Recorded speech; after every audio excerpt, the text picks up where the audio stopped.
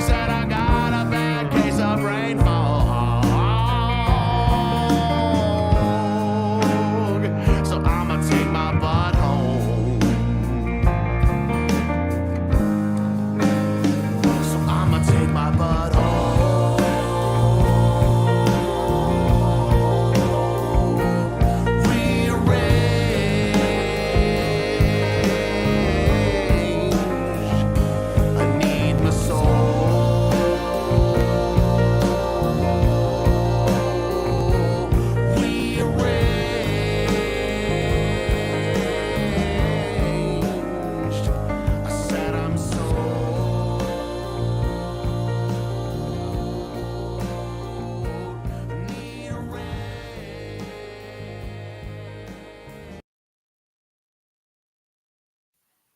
Hello, everyone, and welcome to the show. I would like to, first of all, say welcome to everybody in the chat. I see K-Farce here, Broken System, Broken Trust. Not sure if it's the real one or the fake one.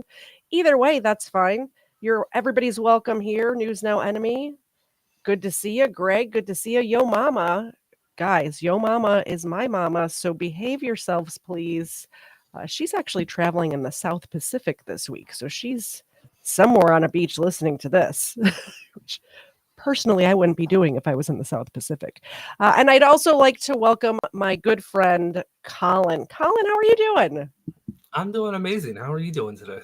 I'm good. I assume all of you know who Colin is, but if they don't, you want to tell people a little bit about your channel? Sure. My name's Colin and I have a channel. Okay, there we go. You can find him at Coolin with Colin on YouTube. He does cover court stuff, and I heard that you just took the LSAT. Is that correct? Or did you take it yet? I heard you say that the other night, and I didn't want to correct you. I have not Oh. taken it yet. I that's something that I keep pushing off, and Gotcha. there's no reason to push it off anymore. I've studied for it. I'm ready for it. It's just I just haven't pulled the trigger and scheduled a date yet. So you have all the knowledge up here, you just haven't written it down yet. So yeah, exactly. And of course, we have my co-hosts Zena and Ava here. You guys know if you decide you like the show and want to support the channel, we will give these mutts here. Yes, they are mutts. They heard me say that. We will give them a mini milk bone as a thank you for supporting the channel. So last week, I don't know if you saw any of my episode last week, but we started getting into the case of Jeffrey Hazelwood. And this is a case, I'm going to just do a quick recap for anybody who wasn't here so you don't have to go back and watch that one before you watch this one. Did you see any of the show last week? I watched a little bit of it, but I couldn't actually watch your entire stream. It's so long.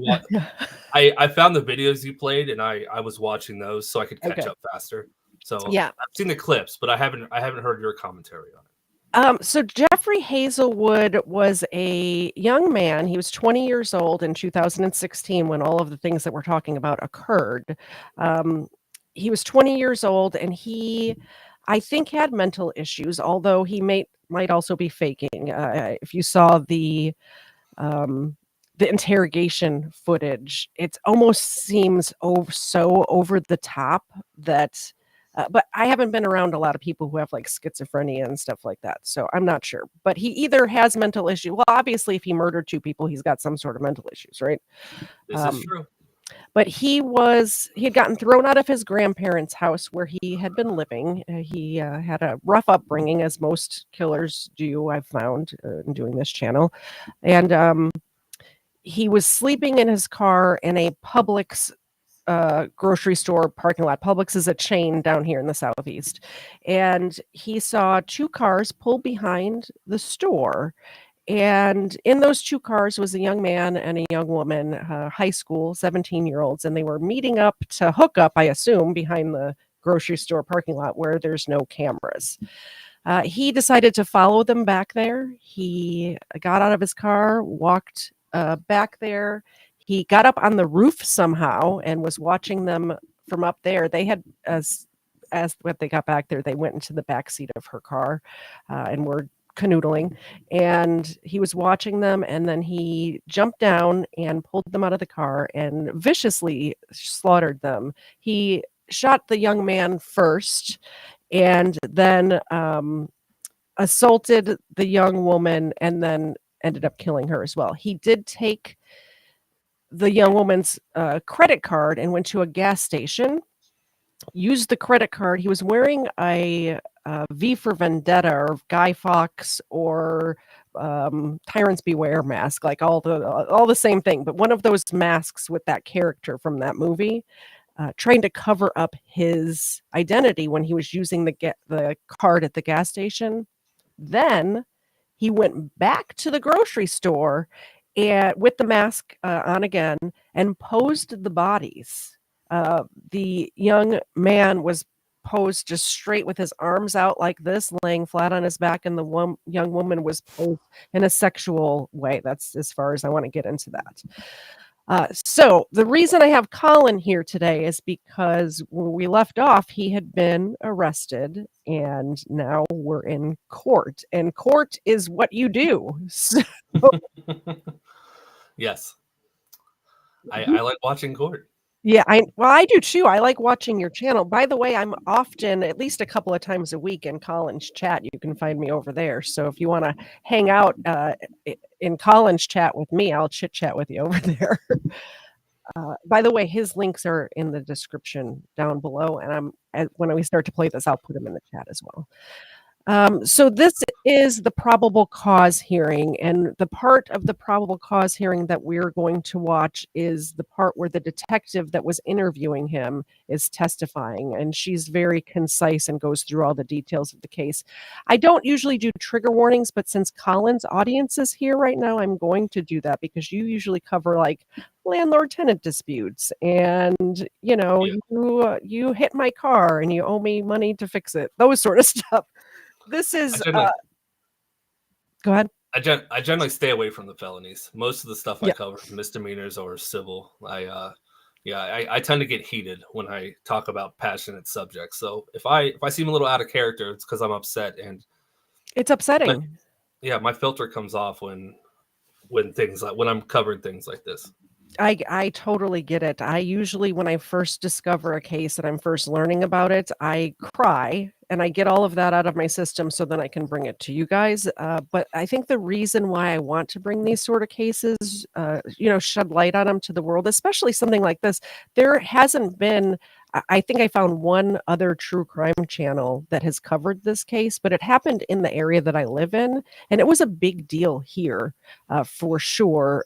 It was talked about in the neighborhood. People knew about it, and it came up again recently, which is what brought it to the forefront of my mind, because the young man who was killed went to the same high school as Lake and Riley, and that was a big case. I covered it here on my channel as well, but these kids are basically neighbors of mine, and I want their story to be told. And I also think there's something to be learned for anybody out there, just being aware of your surroundings, locking your car doors, just little things like that. Just be careful. There's psychos out there, right? So, all right, we're going to start to play because I will ramble on forever, and I know you have a big date tonight. So Yeah, Heather's back in town, or not back in town. We don't live together, but she's back home from her parents. Awesome. Well, we'll get through this, and I'm going to speed it up a little bit. Chat, if you let me know if it's too fast, just let me know. I'm going to just do, I think, 125, not too fast.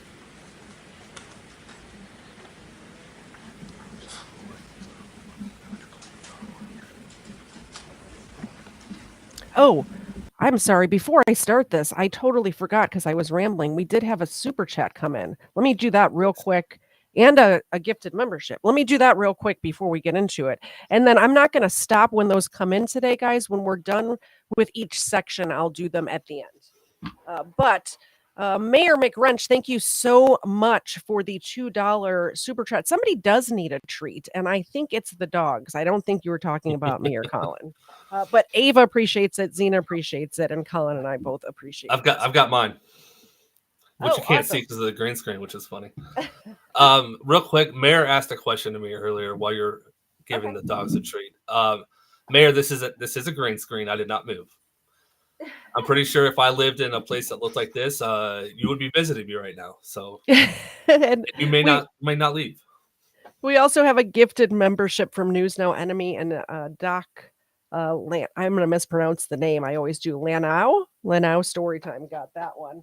And the new members, by the way, we do some members only content over here. And what I do is when I when I get the FOIA request stuff, I upload the unedited versions of so for this case, if you're interested in it, the entire 8 hours of the interrogation is up there for you to watch if you'd like to. And we also do a game night once a month. So that's what you get for being a member over here. Join it's a lot of fun. You all should join.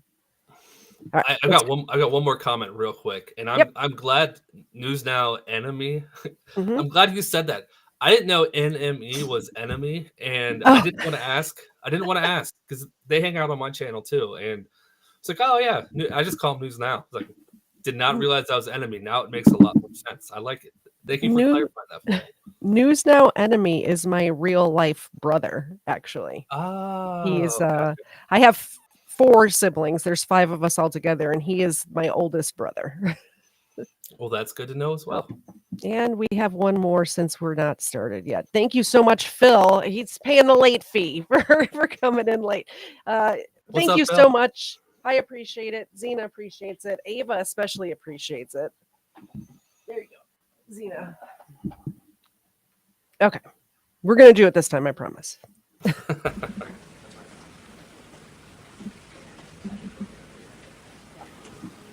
Order, please, man. See it.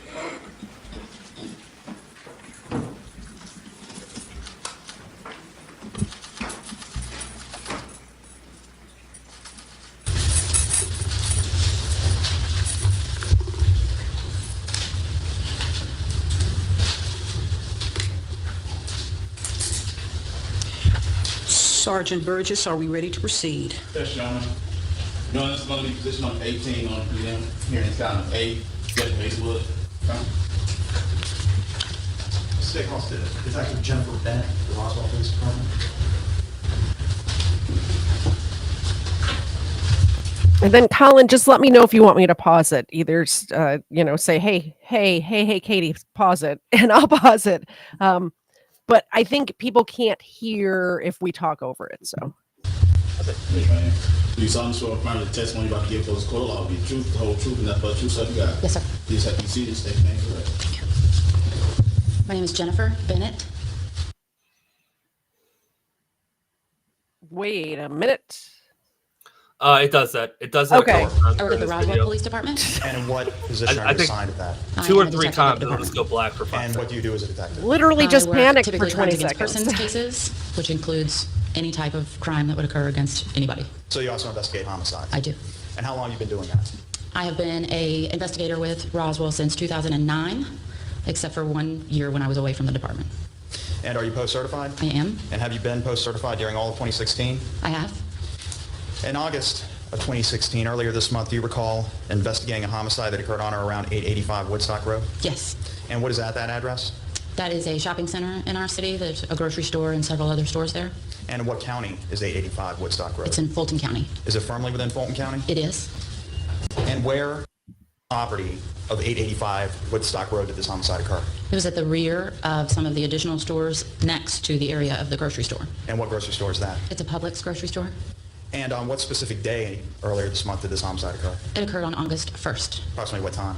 It occurred in the early morning hours of August 1st. And was there a 911 call? There was. And what was the nature of that 911 call? We received a 911 call from a delivery driver to the grocery store. He called in that he believed that there were 2 bodies on the ground next to a couple of vehicles. He said it appeared that one was male and one was female, and that there was blood on the male's head. And police responded to the scene? They did. And what did they discover on arrival at the scene? They did discover just that there were 2 vehicles on scene. There were 2 bodies, that of a male and a female, and both victims appeared to have trauma to their head. And what were the names of this male and female? We were able to identify them as Natalie Henderson and Carter Davis. And did you respond to the scene? I did. And about what time was that? I arrived at the scene after 7 o'clock. And what did you observe on arrival to the scene? Initially, we started extra work, not the actual scene, and then the crime scene investigators allowed me to enter the scene, and I did observe the same thing. The two vehicles were there, both unsecured, with two bodies, a male and female, laid out nearest to each of the vehicles. Okay, and in what condition were the male and female? They were deceased. And how were they dressed? The female had no clothing on. The male, we could see that he was wearing some black basketball-type shorts. And where were they? They were laid out on the ground outside of the cars. I kind of hate when they do this, when they zoom in on the mother's face or the family's faces. I understand why they're doing it. This is court TV or whatever, and they want that emotional reaction. But I kind of wish they would let them grieve in their own way. You know what I mean? They're hearing this out loud, and it's got to be heartbreaking for them. Yeah, I agree with that. I don't know whoever's in charge of the camera, whatever media agency this is, but they later for the sentencing of Jeffrey Hazelwood, they were zooming in on his legs, watching him like twitch. Yeah, don't just put it on him. I don't want to see. I'd rather have a wide angle of the courtroom as if I'm there and can look at what I want to look at. You know what I mean? Yeah. Personally, they should put me in charge. They should. Approximately how far from each other were they? One parking space. And were you able to find any shell casings or projectiles on the scene? We did find what appeared to be one projectile, but no casings. And where was that projectile? It was nearest to the black vehicle that was parked nearest to the male victim. And was there any surveillance video? There was. And did you review the surveillance video? We did. And what did it reveal? We were able to observe two vehicles driving into the back of the shopping center, which were the two vehicles that were nearest to the victims when we found them. Very short time later, we observed a male subject coming from around the side of the building. He's then caught on another camera continuing to the area where the victims were located. And then a short time later, that person comes running back out. And about an hour later, that person comes back, spends a short time back there, and leaves again. And what was the description of this person? What did this person look like? We were able to see in the surveillance video that it appeared to be a white male with longer brown hair. He was wearing a dark and colored jacket, a red and colored shirt, lighter colored pants, and dark shoes. And were you able to identify any vehicles that were associated with this individual? Yes. I just have to do Heather. Heather joined the chat, so I wanted to shout her out. Okay, that's all. Hi, Heather. Thanks for being here. I appreciate it. Feel about the surveillance video? Yes, we did eventually obtain additional surveillance video that showed both the victims' vehicles driving to the back of the Publix, and then showed another vehicle come and park in the Publix parking lot. And at what time did this other vehicle come and park in the Publix parking lot? It actually arrived in the parking lot prior to the victims. And about what time was that? It was just after about 3 a.m. And when do you first see this individual that's not one of the victims appear on the surveillance video? The person that parks that vehicle gets out, and you can see that there's movement around the vehicle.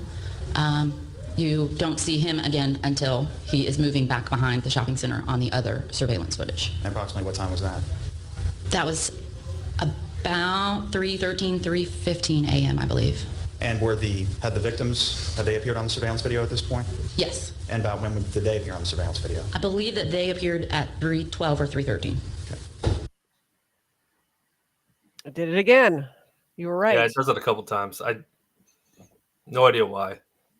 It might be the way of not doxing people's private information. I have no idea. Possibly. Usually they just mute it, but I guess not in this case. At that time, It did not appear that way. And then what happened next? That we can see on the surveillance video, the next thing that we knew that happened, we were able to discover that one of the victims' cards had been taken, her debit card, and used at a gas station in Woodstock. So we were able to obtain that surveillance footage as well, and get a proper vehicle description that matched the footage that we had previously from afar. Okay, so following your crime scene investigation, what did you do next? I did make contact. I was notified that there were families of missing children on scene, and I did make contact with those families and let them know the nature of the investigation that we were conducting, although at that time I could not provide them with the identification. And then what happened? May I refer to my notes? Yes, please.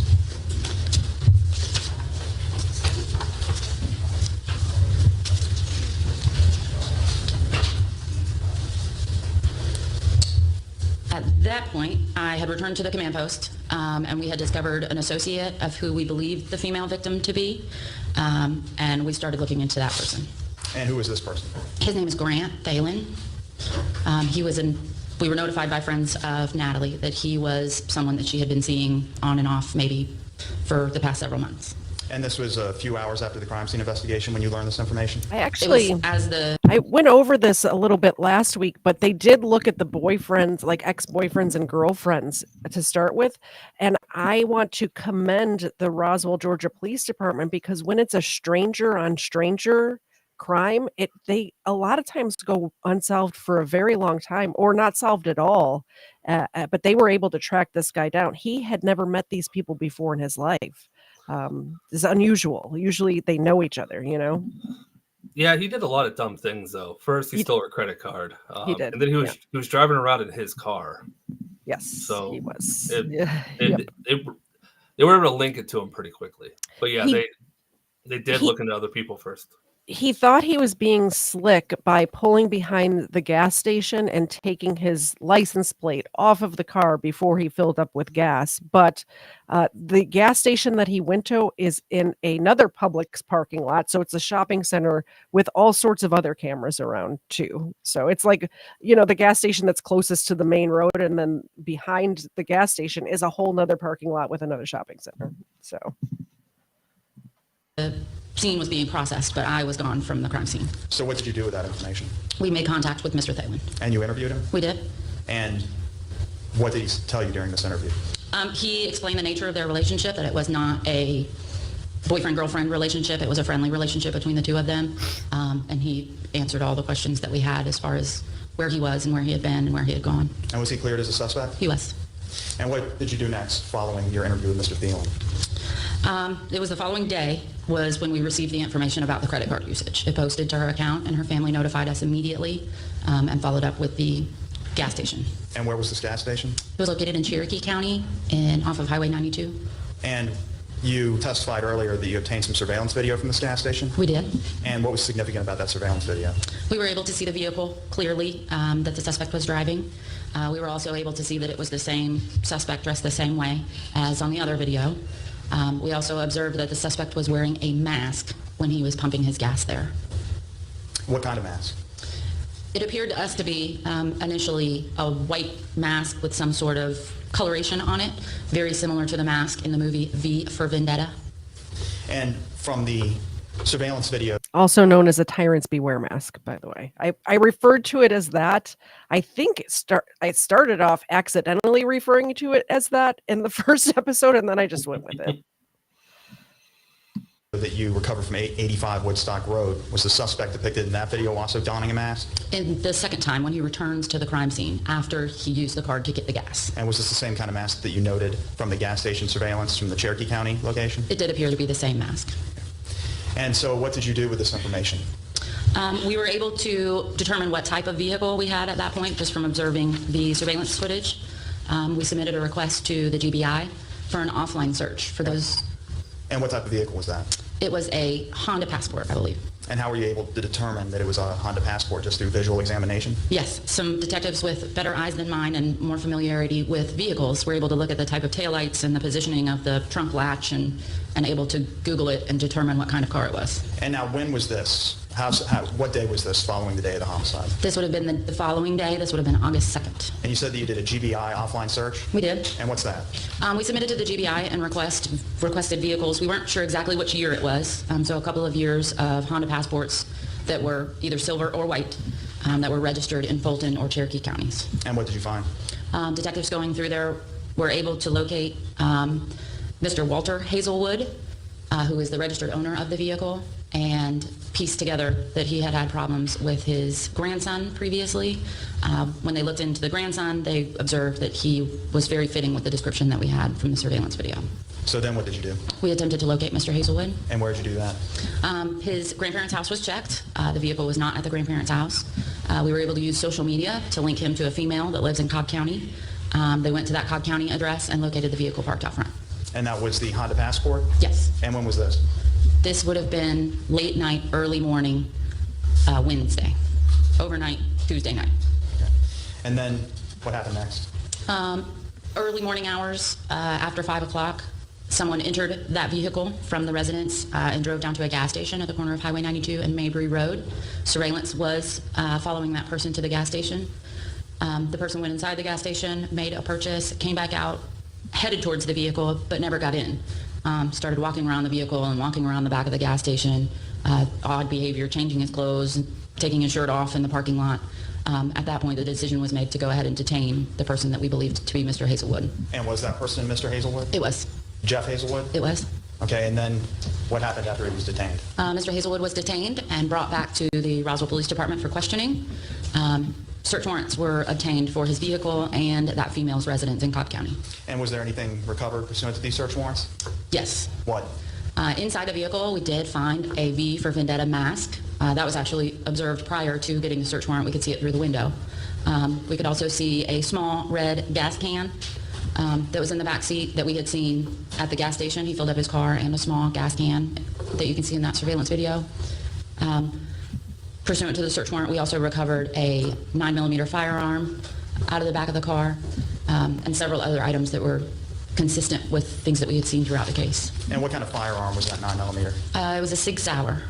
And you testified earlier that you recovered a projectile from the crime scene? We did. And have you been able to determine if that projectile matches that 6 Sauer 9mm? That has been sent to the GBI, but it's my understanding that it's consistent with coming from that type of gun. Okay. And so you also interviewed Mr. Jeff Hazelwood? I did. And did you Mirandize him? I did. And did he waive his right to remain silent and his right to an attorney? He did. And what did he tell you? In the initial interview with Mr. Hazelwood, we talked a lot about his family and life and all of that. When we finally got up to the incident, Mr. Hazelwood told me initially that he was present during the entire incident. He told me that he saw everything that had occurred except for the person that shot the victims. And what did he describe that he saw? He described that he saw the bodies fall and how they had fallen. He described that he saw that the girl was not wearing any clothing. He described the vehicles. He admitted to going into the vehicles and taking items from them. What items did he take? He did take the debit card from Natalie's vehicle from inside of her purse. And he admitted to that? He did. Okay. And he did it maybe in the second interview. We did 2 interviews with Mr. Hazelwood, but during the interviews he did admit that he took the card and used it. Okay, so let's get to that second interview. Okay. What day was that? That was the following day. That was on the 4th. And did you Mirandize him again before that interview? I did. And did he waive his rights to remain silent and his right to an attorney? He did. And what did he tell you during the second interview, and how did it differ from what he told you during the first interview? So I just want to pause it for a second and pick your brain a little bit. What do you think would have happened if they had only Mirandized him once? Do you think that the second interview may have been thrown out? Why do they have to do it over and over again, do you think? I don't think they have to. Maybe, yeah, I honestly don't think they have to. I'm guessing he's in custody at this point. They said they took him into custody, so they didn't let him go. He didn't leave the premises. He's in jail. Yeah. But they may have just kind of refreshed his memory and just to say it again, just like, do you want an attorney? These charges are huge. Just to be on a safe side, kind of. Yeah. Yeah, but I don't know if legally they have to Mirandize him again. Gotcha. And now this is a probable cause hearing. So this happened shortly after, the crime happened on the 1st of August. This is happening on the 19th, August 19th, by the way, which is my birthday. But the probable cause hearing is basically, explain what that is. Yeah, this is actually really in depth for a probable cause hearing. This sounds more like a preliminary exam to call witnesses. Generally, a probable cause hearing is you're just reading the charges, reading the warrant, giving the judge the basic information, and is there enough to charge you with these crimes? It's just probable cause. Is there a 51% chance that you committed these crimes? And that generally just takes one witness. Just so the officer says, preponderance of the evidence instead of beyond a reasonable doubt. Yes. Okay. So I wonder if that's a typo, and this is actually a preliminary exam. But this is Georgia, so it might be a little bit different down there. But this everything's a little different down here. Yeah, but to bring the detective in for a probable cause conference, they would do the swear to of the warrant, and then the judge just say, "Yep, I find probable cause," and that's it. But gotcha. But who knows? Yep. Well, and we know, just spoiler alert, everybody. He ends up pleading guilty, but mentally, I forget exactly what the verbiage is, but usually when people plead that they're crazy, like it's because they're pleading not guilty. But this guy's pleading, I'm guilty, but I was mentally unstable when it happened. So please don't put me to death, I guess is the, That is, I mean, I don't know if Georgia is, are you a death penalty state? Yes. Yeah. Okay. So then that could be one of the big reasons. Also, that could come into play if he's ever put on parole. If he ever gets granted parole, and I was guilty, I was unstable, I'm on my meds, and I've been great since. I mean, it's going to be 35, 40 years before he's parole eligible. Gotcha. If at all. Well, we have it paused. Mayor McWrench, thank you so much for the $2 super chat. The puppies are wasting away. It is snack time for sure. Ava appreciates it. Zena's going to wake up for this. Zena, this is literally your job. This is how we pay for Milk Bunch. You got to be awake. Come on. There you go. She's a sleepy puppy. She's an old girl. And right back down. But you are right. This is the first time that I've seen guilty but mentally ill. I haven't seen someone plead that, so I actually looked into that because you asked me to. So I was like, well, that's why I asked you on, because I had never heard of it before either. So that's why I'm like, well, I need to have Colin or somebody who knows what they're talking about on to talk about this. Yeah, and it's a plea deal, right? So the prosecutors getting their conviction, they're getting the guilty plea, and there has to be some kind of benefit for the defendant down the road. Yeah. Mentally ill, maybe he's going to spend some time in a hospital instead of jail because of that. I don't know. It'll be in the fine print that they don't let us know, but that's rare. Like I said, I've never heard that. Honestly, in this case, I believe that this guy needs to be, I mean, maybe not in a hospital, like a regular hospital, but he does need some sort of, he needs meds or something. I believe he is mentally unstable for sure. Yeah. But also when he talks, he sounds normal. So yeah. I'm wondering, but he's on meds now. So every time that we've heard him talk, he's been on meds. So I wonder if, it is a stability thing and they found the right formula to stabilize him. When he was arrested, in the videos up on my channel of when they take him into custody the first time, and he does not sound normal. And also during the initial interview, that she's talking about, he's got this very high pitched whiny, and he's like doing this sort of thing the whole time, and he's like hugging his knees, like self-soothing sort of behaviors. So I think since during the court stuff, I think they got his meds evened out some. So the second interview, we went over the same information that we had done the day prior. And this time, Mr. Hazelwood started his story with he had driven someone else to the scene and they instructed him to do everything that he did to the victims. As the story progressed, he started saying that he did these things and using the word I and taking responsibility upon himself for doing them. And what things did he say that he did? He admitted that when he originally observed the vehicles, he became curious as to why they were going behind the Publix. So he followed them back there. He admitted to watching them from behind an electrical box for some time. He then told me that he climbed on top of the store and watched them from the top of the store. And then he decided, or this person told him to confront them. So he went over and opened the back seat of Natalie's SUV, the back area of her car where both of the teenagers were inside, pointed the gun at them and told them to get out of the car. At that point, he said that there was an exchange between he and the male subject, and he hit the male subject with the gun as he was getting out of the car. He said at that point he was demanding the female get out of the car, and he became scared of the male and shot him. And he said that he fell right there. He said at that point he ordered the female out of the car. At that time, he said she was wearing. I just want to address this for everybody in the chat. My regular mic is not working for some reason. This is my backup mic. I apologize if it sounds garbled. This is I tried everything. This is the best I can do today. Hopefully by Wednesday, when Kafer and I do booze and body cams, we'll have the real mic fixed by then. So my apologies to everyone out there who has to listen to this right now. If it's not fixed, I'll just shirt take and you off underwear. and take your place. Okay, that's fine. Yeah, we can do that too. You just take over. Yeah. He made her get out of the car. He made her take her clothes off.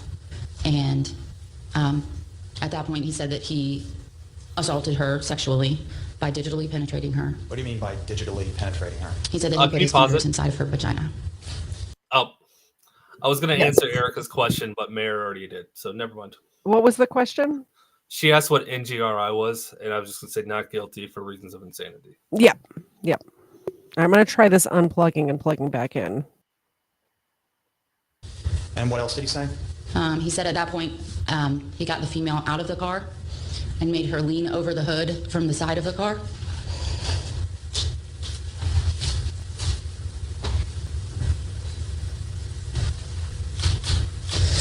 And he said that he spanked her. And was she still alive at this point? She was. And what else did he say?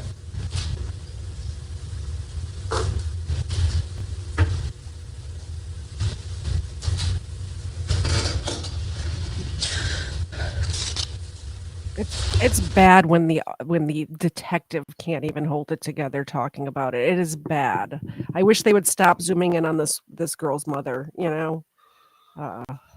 Yeah. I was the same way when I first heard the details of this case. I looked exactly like this woman.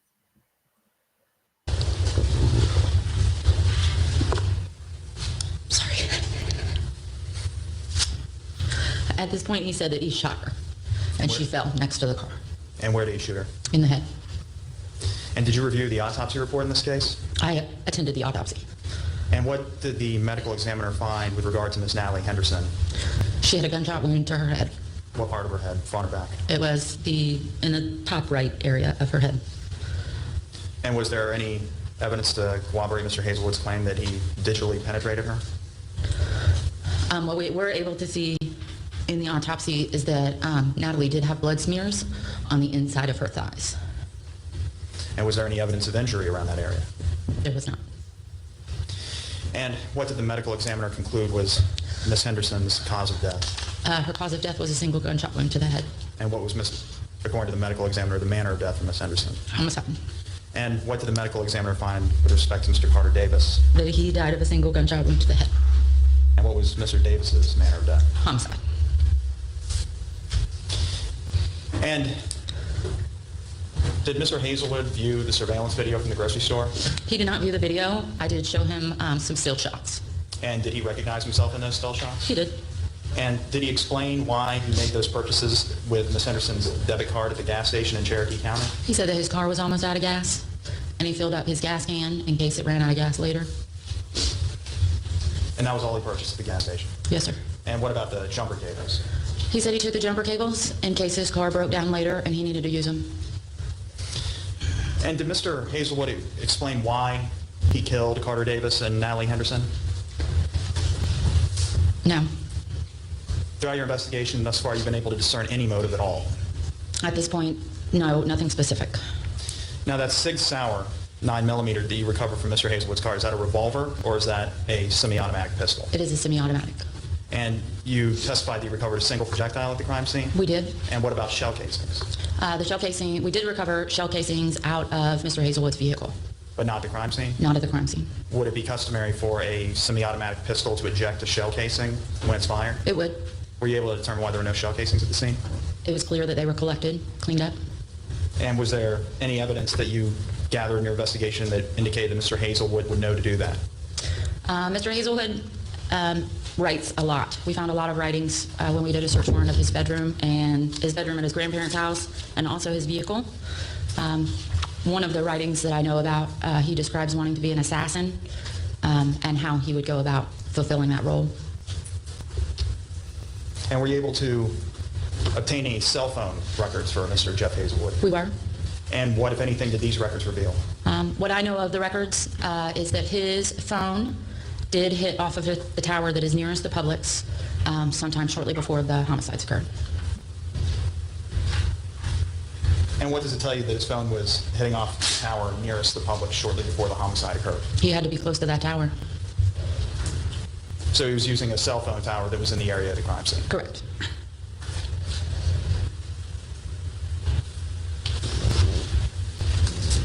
And where is Mr. Hazelwood today? Seated behind you, And what's he wearing? he has on the blue jail jumpsuit. And can you please point to him? It's right here. May the record reflect that Detective Bennett identified the defendant, Jeff Hazelwood? The record will reflect.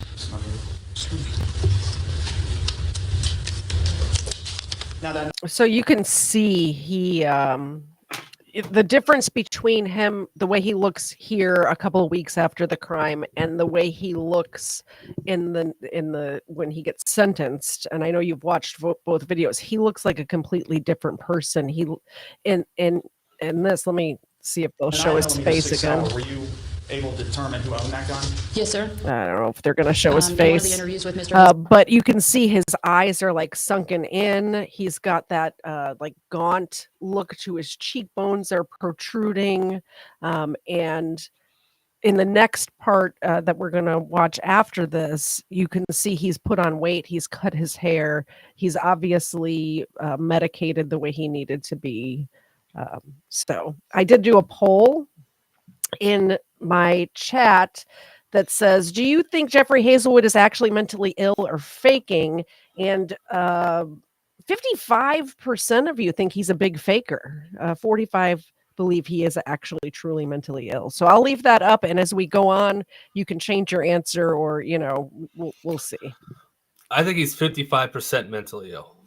55% mentally ill, yeah. Like I said at the beginning, I think anybody who would do something like this has to have some sort of mental illness, because normal people don't just go shoot strangers in the back of a store, right? So something's wrong with him. But you could say that about anybody who's a killer then, in that case, then that would mean everybody who kills anybody would be not guilty by reason of insanity, so. Yeah. Hazelwood, he said that he stole it from his grandfather's truck. And did you speak with his grandfather? Yes, I did. Well, I did not, but yes, we did. And what did his grandfather advise? His grandfather advised that the gun that he kept in his truck normally was missing. And did Mr. Hazelwood live with his grandfather? Yes, he did. And where was that? It is in the city of Roswell in Fulton County. And did his grandfather have any information pertinent to this homicide? He did. He and his grandmother both described being afraid of Jeffrey for a very long time. He had stolen firearms from them in the past and expressed homicidal and suicidal ideations. And were you able to recover the jumper cables? We were. And where were those? Those were located in Mr. Hazelwood's vehicle. And during the autopsy report, Mr. Hazelwood stated that he pistol whipped Carter Davis at one point. He did. Were you able to find any evidence of blunt force trauma, apart from the gunshot wound to his head, but any evidence consistent with Mr. Davis sustaining a blunt force injury to his face? No, we were not. Thank you. Cross-examination, Mr. J. Thank you, Your Honor. Good morning, Dr. Bennett. Good morning, sir. I want to start out by talking about the crime scene. You mentioned this was a shopping center, so there's a Publix on one end. Yes, sir. And then it's a long shopping center with a lot of small shops. It's actually an L shape. L-shape. So this Publix is one side of the L shape, and there are several other shops on the other side, and then there are standalone shops and banks out in the parking lot. Okay. And then there is a separate road behind it, which is where you go back for delivery trucks and behind all of the shopping center. Yes, there is a circle that goes around the back. Okay. And behind the area where delivery trucks come, there is a fence, and then there's a wooded area behind that, correct? There is. You said, I believe, on direct examination that Natalie and Carter arrived at about 3:13 that morning? Is that correct? I believe, it was close to that. Okay. And then you saw on how many surveillance cameras could you see their cars when they came in? We could see them on 4, I think. 4 different surveillance cameras picked up their cars? Yes. Okay.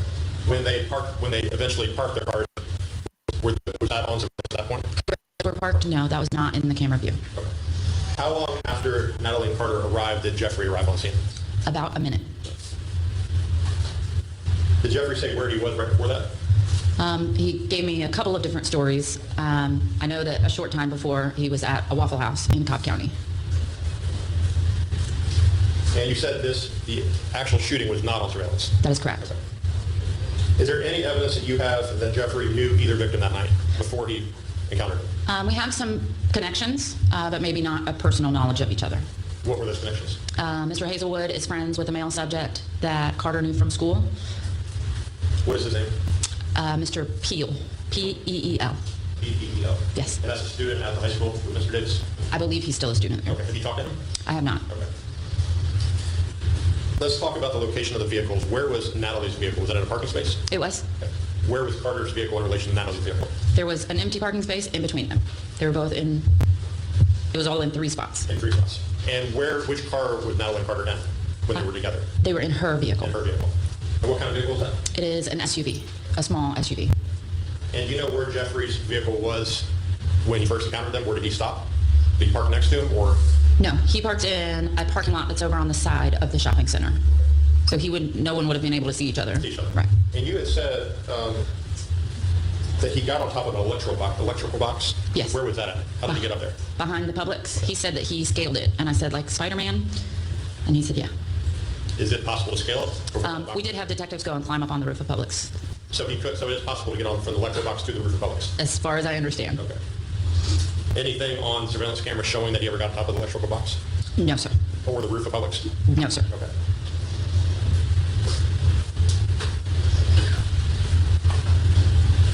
Is there any evidence, you said that on direct that at one point Jeffrey got in Natalie's car to take her purse or her wallet. Correct. Is there any evidence that he was in either car besides that? Was he ever in Mr. Davis' car? Yes. Okay. How do you know that? He took the jumper cables out of the car. Okay.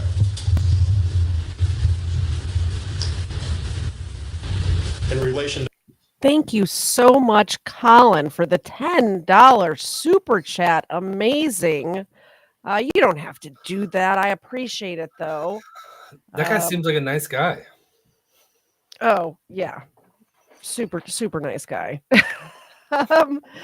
Super duper nice. And everybody in the chat is saying thank you. They just wanted to see the dogs. After listening to that one part where she described what actually happened that night, I think we need a little puppy time. It's like when they bring the dogs in to a tragedy to help comfort people. They're here to comfort you guys after having to hear that stuff. So let's get them. Actually, I'm going to get them good treats. They're going to get chicken hearts, which one of my subscribers sent to me, Chicago Emerald sent to the P.O. box. If you want to send the dogs treats, the P.O. box is linked in my channel description. Nobody ever sends me anything, but I've gotten chicken feet, I've gotten chicken hearts, I've gotten all sorts of weird stuff for the dogs, and they love it. So how do you know those aren't for you? You know what, when I first got them, Kafar and I had a discussion about how much it would cost for me to eat one of these, and I think we landed on about $500. So we'll see. I would honestly rather eat these freeze-dried chicken hearts than the chicken feet. The chicken feet have like bones and stuff in there, and you can hear them crunching, and they smell horrible. These don't smell like anything. They're, like, look at, no, not yet. I want to show them. They're actual, like, chicken hearts. Freeze-dried chicken hearts. They love them. They're weird. There you go. Chicken heart for you. I appreciate it. All right. Xena just eats it in one bite, doesn't even chew, Swallows it. Yeah. and Mr. Davis, you said that on direct that when Mr. Davis opened the car, they had some words and he pressed the weapon. That's what Mr. Hazelwood told me. So Mr. Davis was standing in the doorway of the car. More or less. He described he was getting out of the car. So I don't know if he was standing or still sitting, but the door was open and he was getting out is how Mr. Hazelwood described it. And to your understanding, that's where Mr. Hazelwood shot Mr. Davis? No, sir. Any explanation for that Mr. Hazelwood provided is as he hit Carter with the firearm, it went off. Yes. I'm not going to be able to pronounce that name. Psychosaurus Rex. Psychosaurus Rex. Thank you very much. I was going to try and I was going to mess it up bad. But when he didn't take his license plate off to start with, he killed them. And then when he went to the gas station in Cherokee County, he took the license plate off behind the gas station before he pumped the gas, and then left the license plate off when he was arranging the bodies. So it wasn't off the whole time, which is not smart. Oops, wrong button. Off. So he fired a round at that point, but it did not hit anyone. Crime scene evidence indicates that he fired the round into the ground. There's evidence of that he fired into the ground? Yes. So there was a shot fired there, but no one was hit with that shot fired there. Where was Mr. Davis when he was shot? He was closer over towards his vehicle. On the driver's side of it, or? No, on the passenger side, rear corner of his vehicle. And that's where he was shot, that you believe? The approximate area. Okay. Did Mr. Hazelwood, after Mr. Davis was shot, is there any evidence that Mr. Davis's body was moved from one location to another? There are changes in the blood spatter patterns, but I cannot. What were those changes? There's different movement in the patterns of the blood. So it's possible that he was moved, or he... That's the video. That's not me, I promise. Oh, okay. It's still ticking away. And I know this testimony is tough to handle. You had mentioned when Ms. Henderson had her hands on her car, you had said that Mr. Hazelwood had spanked her. Yes. Was there any evidence that you could see from that? That corroborate that? There were some markings on her behind, but I don't know that you could clearly say that's what they're from. Where was Natalie's wallet when Mr. Hazelwood came back on scene and get it? Was it in her console, in her car, on her person, or where was it? He had said, he described that he got the debit card out of a pocket inside of her purse that had been sitting on the console, that he didn't know anything about her wallet, but we still have not located her wallet to this day. I want to go back. This is how it was recorded, guys. Yep. Yeah. The first time that he was back there was approximately 20 minutes. 20 minutes. And you could see his car leaving about 20 minutes later. Correct. Yes. How long after that did he come back on scene? It was about an hour, maybe a little bit more, a couple minutes more. Do you have any knowledge based on cell phone evidence or anything about where he was during that hour? Cell phone evidence, no. But we have him at the gas station in Woodstock. Positive. Just after 4 a.m. Yes. The bodies were back there for an hour. He was able to Mhm. return before anybody found them. Yes, correct. That blows my mind. I know. I mean, I obviously don't know what exact grocery store they're talking about, but there's a similar setup to a grocery area like this when I was a kid that we used to walk to.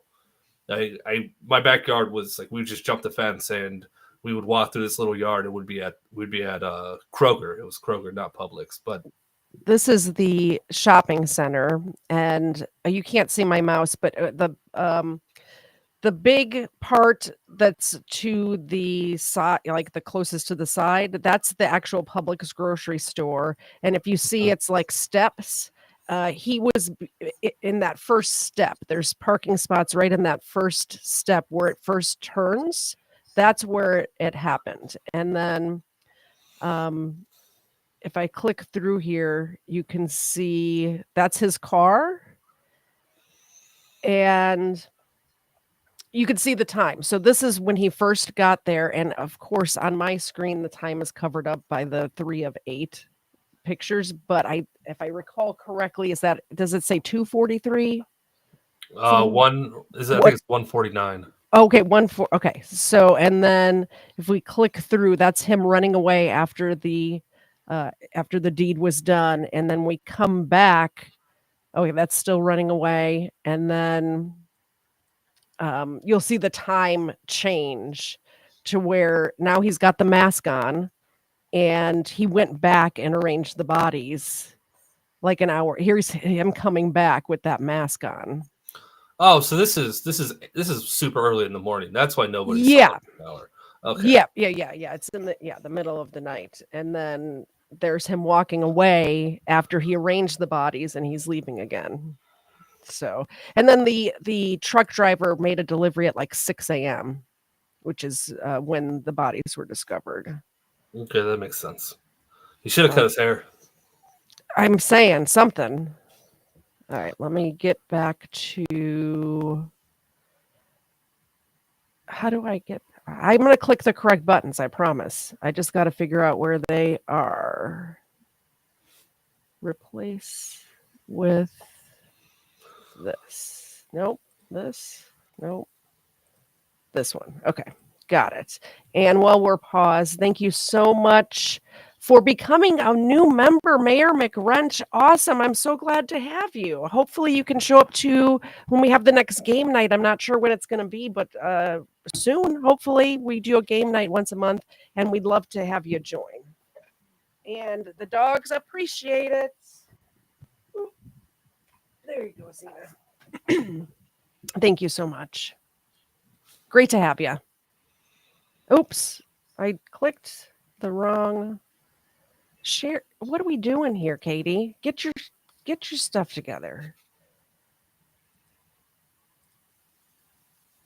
Why is it not? I guess I have to close this.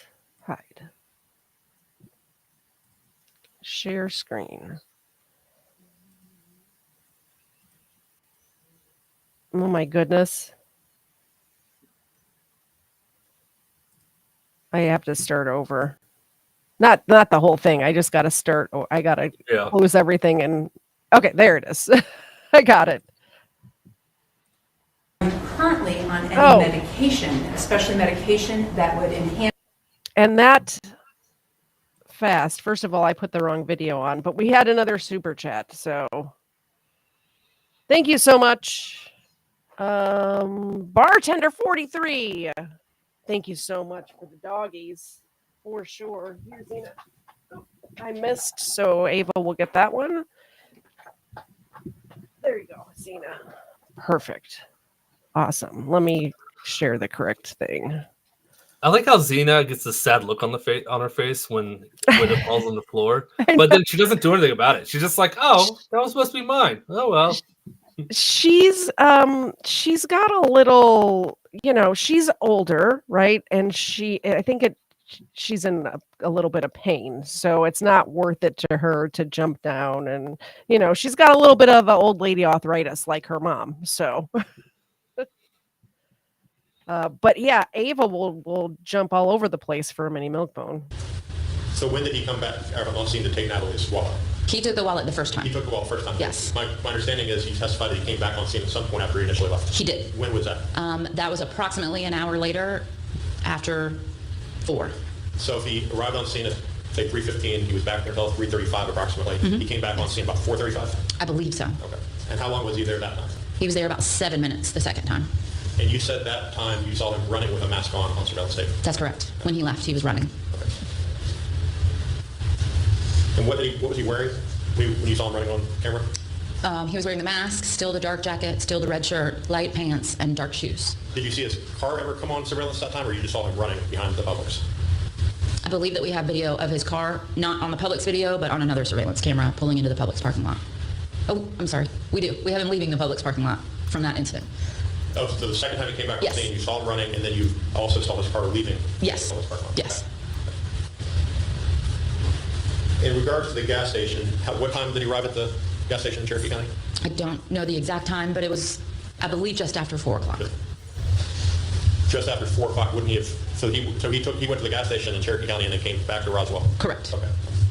And you said that when he was pumping gas, there was a surveillance camera that he had on the mask the entire time he was pumping gas? Yes. Did you interview the people at the gas station? I did not. Another detective did. Okay.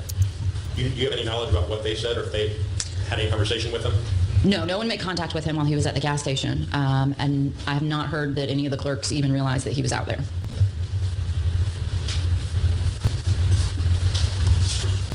Describe the mask again. You said it was a V for Vendetta mask. Describe what it looks like, but I'm not familiar with that. It's a white mask, and I believe it has a mustache.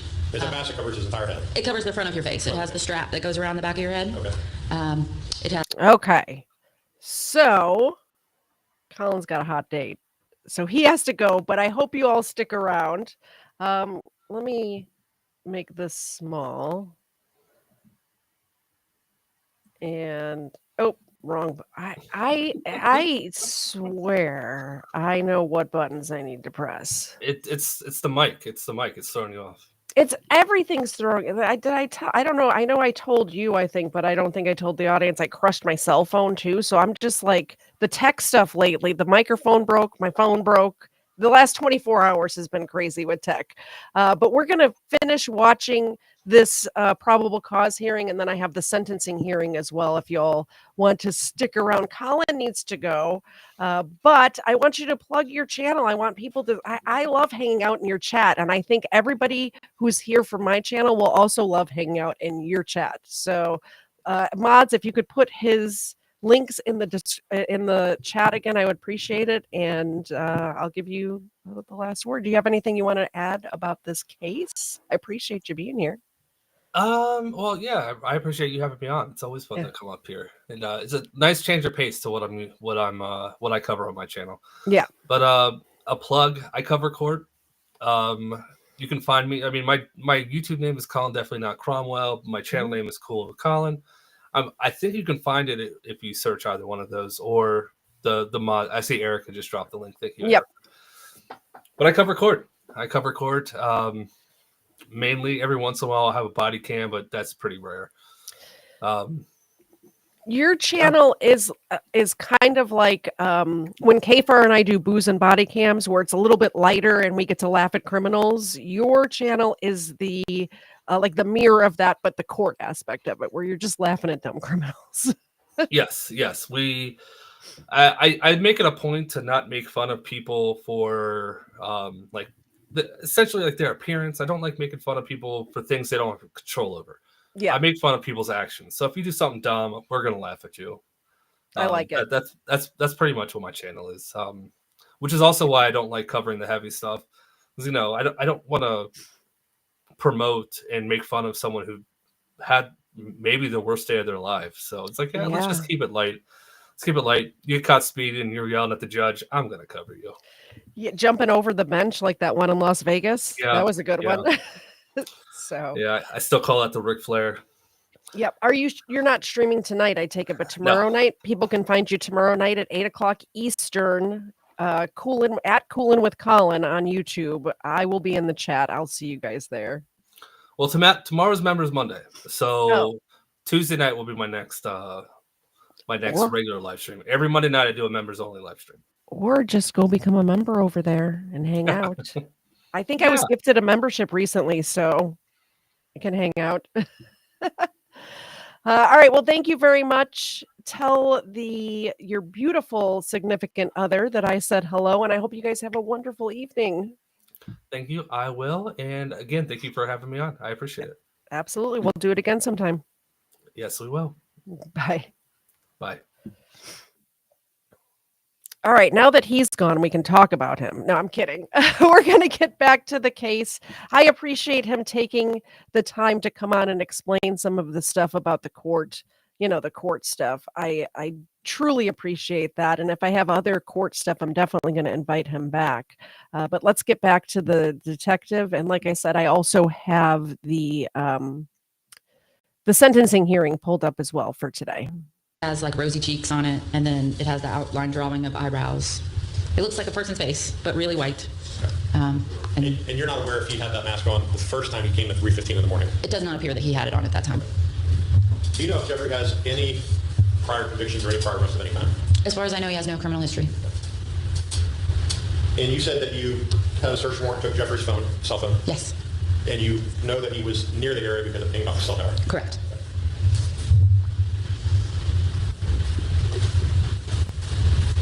In regards to the search warrant you served a search warrant on Jeffrey's grandparents' house, is that correct? Correct. And you went in his bedroom and you said there were a lot of drawings and writings? That's correct. You said one of them talked about that he wanted to be an assassin. That's right. What other drawings, what other evidence did you see from his bedroom? There were electronic devices taken from his bedroom. I believe a couple of pieces of clothing and a couple of jackets were taken from the bedroom. Other than that, I don't know what else was taken. Any of that relevant to this case, to your knowledge? We believe that some of the clothing may be. Jeffrey indicated that he did go over to his grandparents' house after he committed this crime. He went over to his grandparents' house after he committed the crime before he went to Cherokee County or later on in the day? We were never very clear on at what point he went. Did his grandparents say? Overnight, though. He said That's the way it's recorded. Sorry, guys. It is still ticking away. It'll come back. Did you first search one of the house? We did. And what did you find there? We found more writings of Jeffrey's, electronic devices there as well.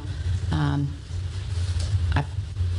not sure what else we took from there. Those are the things that I definitely know about. Did you interview Kelsey? I did not. Other detectives did. Do you know anything about the substance of that interview? Not much. Okay. Were there any illegal drugs of any kind found on scene behind the Publix that night? Behind the Publix, no. Okay. Were there any, have you tested Jeffrey, did he have any illegal drugs in the system? Not that I'm aware of. Did you interview anybody in this case, or did Roswell Police interview anybody in this case that worked with Jeffrey at either one of his two jobs at Michael's or Walmart? Yes, both. And what did you find out there? We found out that people thought that he was a good employee, that he was very nice to customers. He did have a disciplinary action, I believe, at Michael's, where he didn't smile at a customer, and a customer didn't think that was very nice. At Walmart, they said that he's a regular person, and he always showed up on time for work. If he was going to be late, he would call and let them know. He was just a regular. Okay, apparently she went underwater for this portion of it. This is just, this is the only place I could find this probable cause hearing, and this is just how it was put out. My apologies. The 24 to 48 hours before the shooting about anything going on? Jeffrey had apparently been kicked out of his grandparents' house. The deadline for him to get out was August 1st. So that was a Monday, August 1st. Correct. And so he was kicked out over that weekend and told he had to be out by August 1st. Right. In the conversation with Mr. Hazelwood, he indicated to me that he had already basically moved out of there. He had already moved all his belongings, so he was gone before that date of the 1st. When did he move his belongings out? He said that he had been moving them out since his grandparents told him that that was going to be the last day that he could be there. He said he just started loading things into his car. Did his grandparents say when was the last night he slept at their house? I do not know that. What other witnesses are there that you've interviewed in this case? There are a lot of people. Lots of friends and family.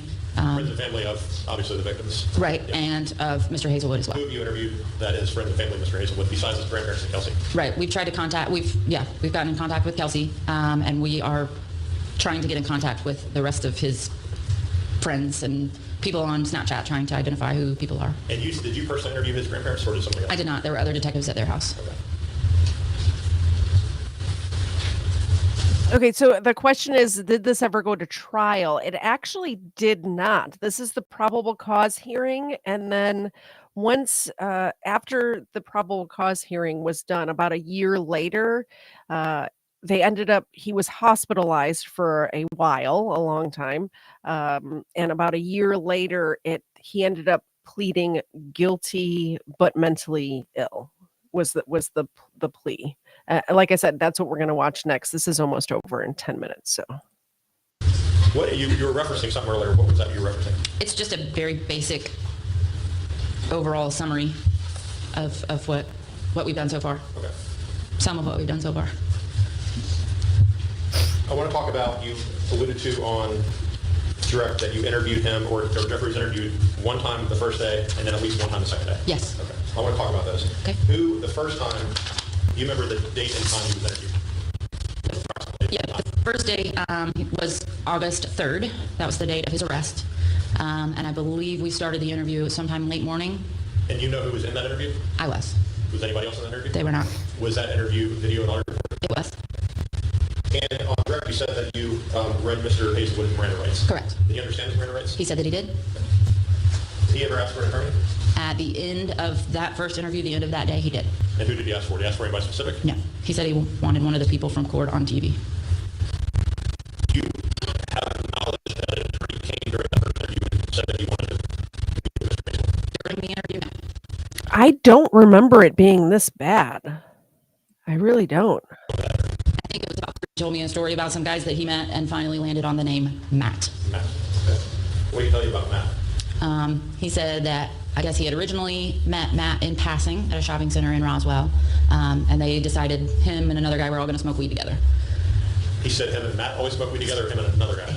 Matt and his friend and Mr. Hazelwood met in a parking lot and decided to smoke weed together. When? All the time or that night? No, I mean, a few months that- prior to this. He said this was back in the spring. Okay. I'm sorry. I'm sorry. So the smoking marijuana is not anything related to this case as far as the time frame of this case? Just how we met Matt. Just how we met Matt, okay. Have you researched Matt? Have you found Matt? We do have a couple of people listed in his phone as Matt. Have you talked to him? I have not.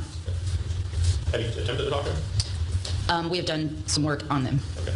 But to this day, you've not found anything out about who Matt is? No. Okay. Have you obtained Jeffrey's medical records? I have not. Did he sign a release allowing you to obtain his medical records? He did not. During your 2 interviews with him, did he exhibit multiple personalities? He did not. Are you aware that he's a diagnosed schizophrenic? I am not. Are you aware that he's diagnosed bipolar? I have not been made aware of that. Are you aware that he's diagnosed with sensory disorder? No, sir. Are you aware that he's diagnosed with Asperger's? No, sir. When you interviewed, or when the Roswell Police Department interviewed Jeffrey's grandparents, did they talk about the times he's been a patient at Ridgeview Mental Institution? I believe that they did talk about times that he had been in the hospital. And how long ago was that? Did they say when he was at Ridgeview? I am not aware of a time frame. And Jeffrey's... So the question was asked what he was hospitalized for. It was in a mental hospital in between the time he was in jail to start with when he first got arrested, and then they did a competency hearing, which you can find online. I'll see. Maybe I could find, if you guys aren't doing anything, maybe we could just we could watch all of it. We'll see. But they did a competency hearing after this and decided that he was not mentally stable enough to stand trial. So he did go into a mental institution. I think that Ridgeview place he went back to, and they corrected his medications. He had stopped taking his medications. He was diagnosed previously to this. He had stopped taking his medications. This happened. He went back into the mental institution, the mental hospital. They got his meds right, and then about a year later, and I don't think he was in the mental hospital for that whole year, but he was in there long enough for the doctors to diagnose and correct his medications and stuff like that. So I hope that makes sense. If not, let me know in the chat. I'll do better. His grandparents, you said earlier, had been at times scared of Jeffrey. That's right. Yes. Are they scared of him because of mental illness, or did they say? I'm not sure. Did you ever talk to him about mental illness? I did not speak to them personally. You've never reached out to them personally? Not personally.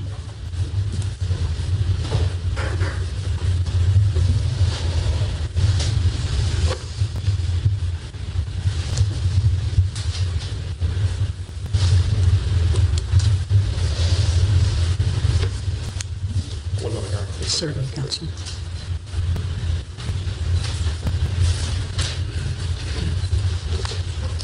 That's all I have, Your Honor. Thank you. Thank you, sir. Any redirect, Mr. Sprinkle? No redirect, Your Honor. You may step down. Thank you. Any other witnesses, Mr. Sprinkle? Any witnesses, Mr. Jacob? No, Your Honor. Closing? I will submit the facts. Your Honor, The state respectfully requests that the court find probable cause on a total of 11 counts to include 2 counts of malice murder, 2 counts of felony murder, 2 counts of aggravated assault with a deadly weapon, 1 count of aggravated sexual battery, 1 count of identity fraud, 2 counts of misdemeanor theft by taking, and a single count of possession of a firearm during the commission of a felony. The evidence at the hearing showed that on August 1st, 2016, shortly after 3 a.m., Jeffrey Hazelwood went behind the Publix on Woodstock Road in Roswell and shot Natalie Henderson and Carter Davis in the head with a handgun. He had been stalking them from afar, from the Publix rooftop and other areas around the shopping center. This is by his own admission. He tortured Miss Henderson before he shot her. He bent her over the car and spanked her, and he also digitally penetrated her immediately prior to shooting her. While Mr. Hazelwood at first stated that he just happened upon them and took the debit card and the jumper cables after they had already been killed, and seemingly mocked the interview process as he spoke in a foreign accent, he would later reinitiate contact with lead detective Jennifer Bennett, in which he fully confessed, admitting to everything that he did. He did voice a defense of duress. There's no evidence at this time that there was anybody with Mr. Hazelwood, that this person, Matt, even exists. And even if he did, duress, of course, is not a defense to murder. So the state believes that it has presented enough evidence today for the court to find probable cause on the 11 counts that are requested, and the state respectfully requests that the court find probable cause on those 11 counts. Thank you. Anything further, counsel? Nothing further. The court has considered the testimony presented. The Court finds probable cause on 2 counts of malice murder, 2 counts of felony murder, 2 counts of aggravated assault with a deadly weapon, 1 count of aggravated sexual battery, 1 count of identity fraud, 2 counts of theft by taking, and 2 counts of possession of a firearm during the commission of a felony. Case will be bound over. It is so ordered. Anything further, counsel? Nothing, Your Honor. Thank you. Case will be reset for September 9th for grand jury.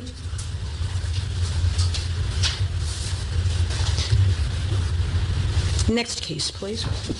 Okay. So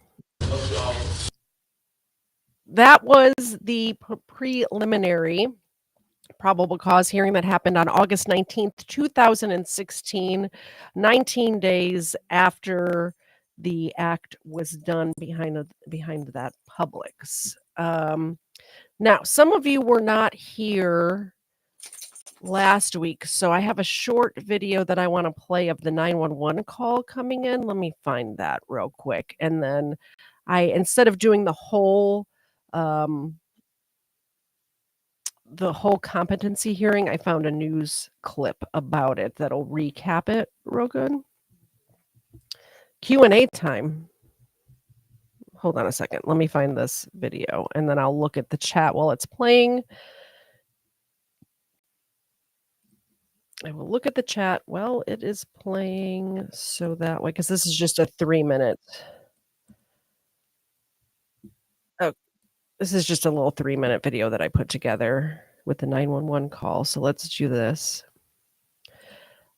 While this is playing, I will look at the chat. So if you have questions, I'll just go through and look for question marks. So make sure you put a question mark, and I'll see if I can answer those questions. But here is the 911 call, and then I put the dash cam, like I put it together with the dash cam, so that way you guys can also see kind of the setup of the parking lot. You know what I'm saying?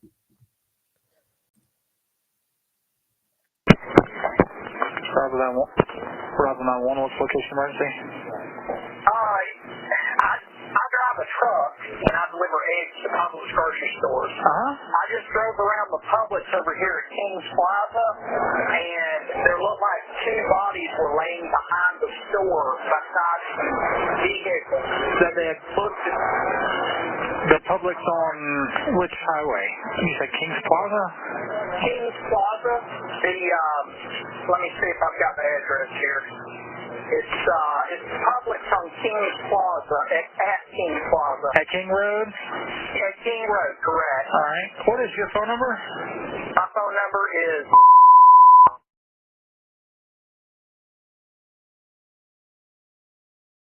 My name is Russ Meesmith. Are you still in the area? Yeah, so when I drove by, I got out from back there because I didn't know what was going on. I understand. Okay, tell me exactly what happened. Okay, so I delivered, like I say, Publix grocery stores. I was coming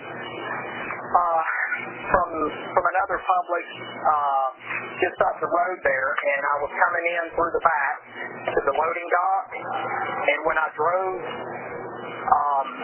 back there, I noticed some vehicles sitting there, and one of them had the trunk lid open. I think it may have been a van. And then I noticed some people laying on the ground. And then when I got a little closer coming by, I noticed they weren't moving. One of the bodies actually looked like it was naked. I think it was a male and a female. I noticed the male had blood around its head. But I didn't stop to see if they were okay because I didn't know if possibly it was a murder or what. So I didn't understand. Be in that area. Where are you now? I've actually just pulled out, going down the road to my next Publix down here. Which one? Which Publix are you at? Rucker Road? Publix. I'm sorry. Are you going to Publix on Rucker or? That's the one I came from. The one I'm going to now is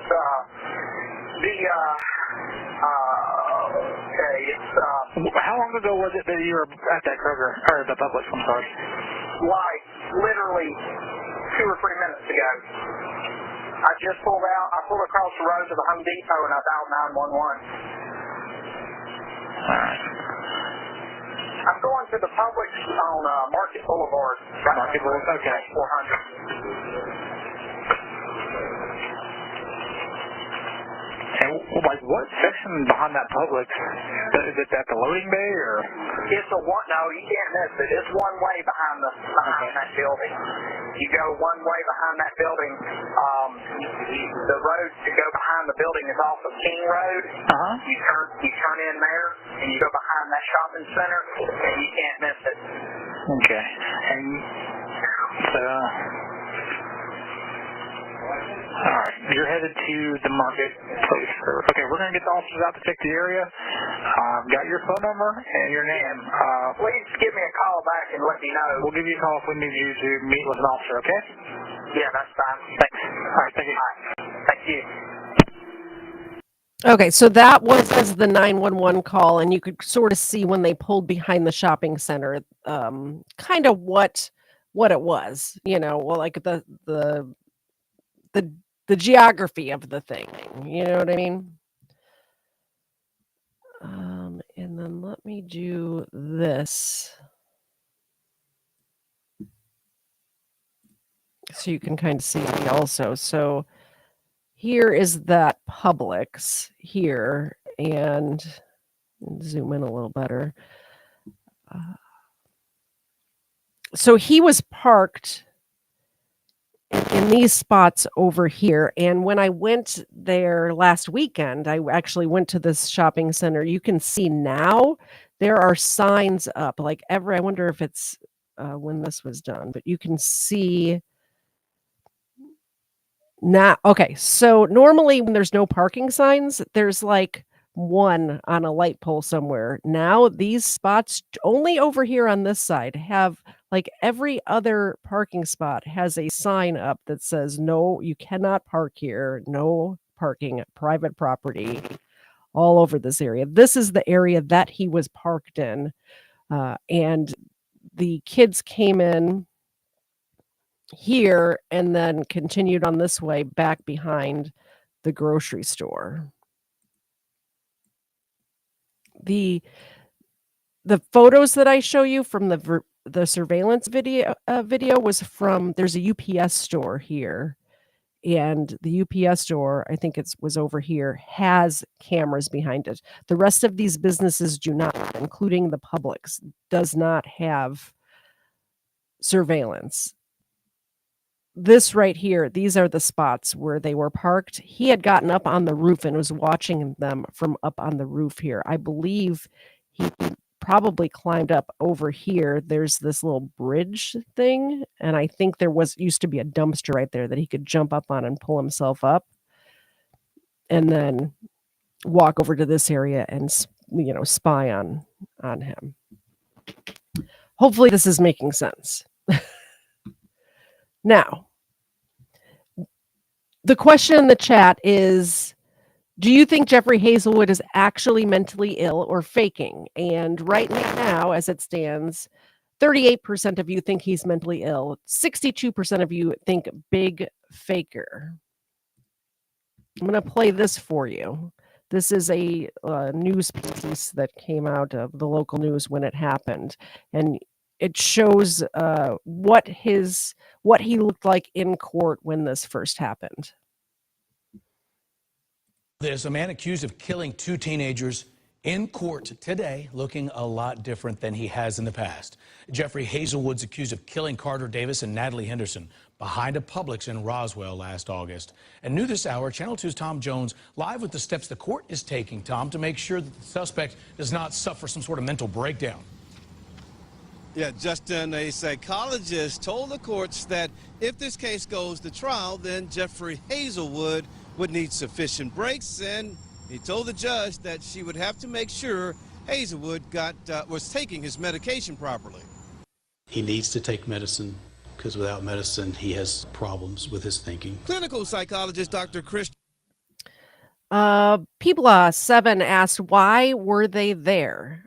They pulled up. Now, of course, we can't ask them, but They pulled up each in their own vehicle. The area that we're in where this case happened, it's not an area that's walkable. It's not a city. Like when I grew up, I didn't get my driver's license till I was like 23 because there was no need to drive. When I lived in Chicago, there was public transportation. Also, there was nowhere to park a car, so why get a car? Here, where this happened, I should say, there's no sidewalks. It's we're outside of the city. You have to have a car. So a lot of kids around here end up getting a car. It's also the area that this happened is the type of area where teenagers get cars bought for them. I did not grow up in an area like that, but I should say what's the word I'm looking for, chat? The people around here can afford to buy their kids cars. Let's just put it that way. So they each had their own car. They pulled up in separate cars, and then they both got into the back seat of her car. So there's some context clues there that makes me believe that they were canoodling back behind the Publix. They were 17 years old. People canoodle at that age, right?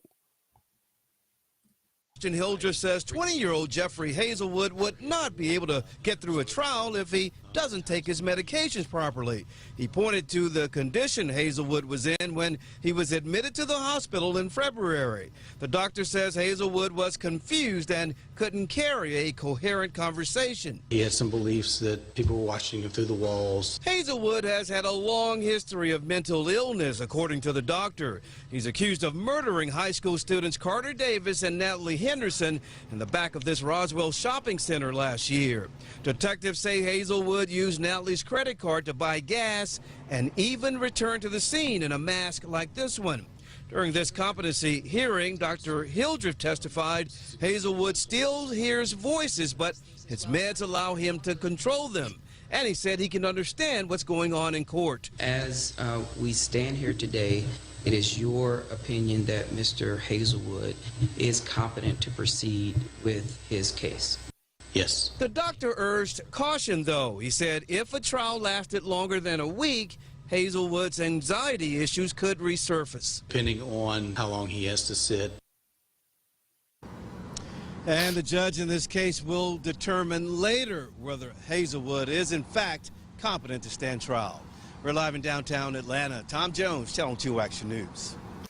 I think, the word I was looking for is rich, I guess.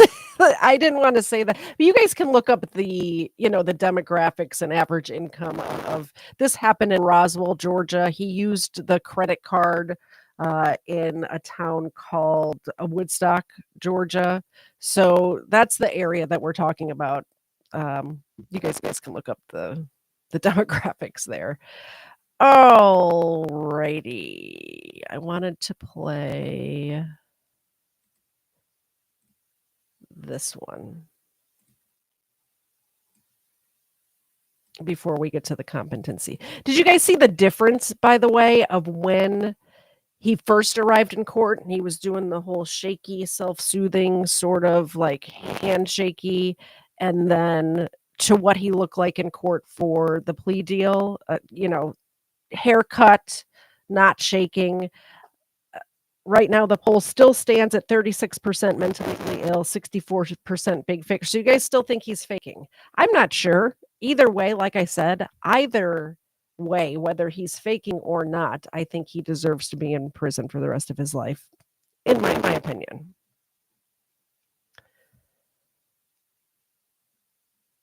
The last 20 minutes, we got this new video as the man charged with murdering 2 high school students faced a judge. You can see Jeffrey Hazelwood shaking in court. Roswell police say he shot and killed Carter Davis and Natalie Henderson behind a grocery store Monday. Channel 2's Audrey Washington is live at the Fulton County Jail. And Audrey, the judge denied bond. And at one point, the suspect appeared to be petting an imaginary dog. And I can tell you this was a bizarre first appearance. While inside court, Jeffrey Hazelwood, the man charged with double murder, shook continuously and never said a word to the judge. Let's get straight to some of that new video from inside Fulton County Jail. Inside that court appearance, you can see 20-year-old Jeffrey Hazelwood handcuffed, his legs and hands shook uncontrollably at times. He even seemed to be talking to himself and petting something in his lap. The judge set no bond in the case. As we reported, Hazelwood is charged with the murders of Carter Davis and Natalie Henderson. The teens were found shot dead behind a Publix on Woodstock Road in Roswell on Monday. Police have not specified a motive in this case. We caught up with the attorney for Hazelwood, who asked the judge not to read the charges against his client. 8 charges that they have alleged you've committed. However, your lawyer has asked that the court waive reading of the charges. I'm going to grant your lawyer's request. It's a sad story. 2 young people are dead, and a young man is charged. Can you talk a little bit about his mental stability? That's all I'm going to say. I'm not in a position to comment on anything else. Now, Hazelwood is due back in court on August 19th. I asked his attorney a little more about his mental stability, about some of that behavior we saw inside court. You'll hear that part of the interview beginning all new at 4 on Channel 2 Action News. Right now, though, we are live here right outside the Fulton County Jail. Audrey Washington, Channel 2 Action News.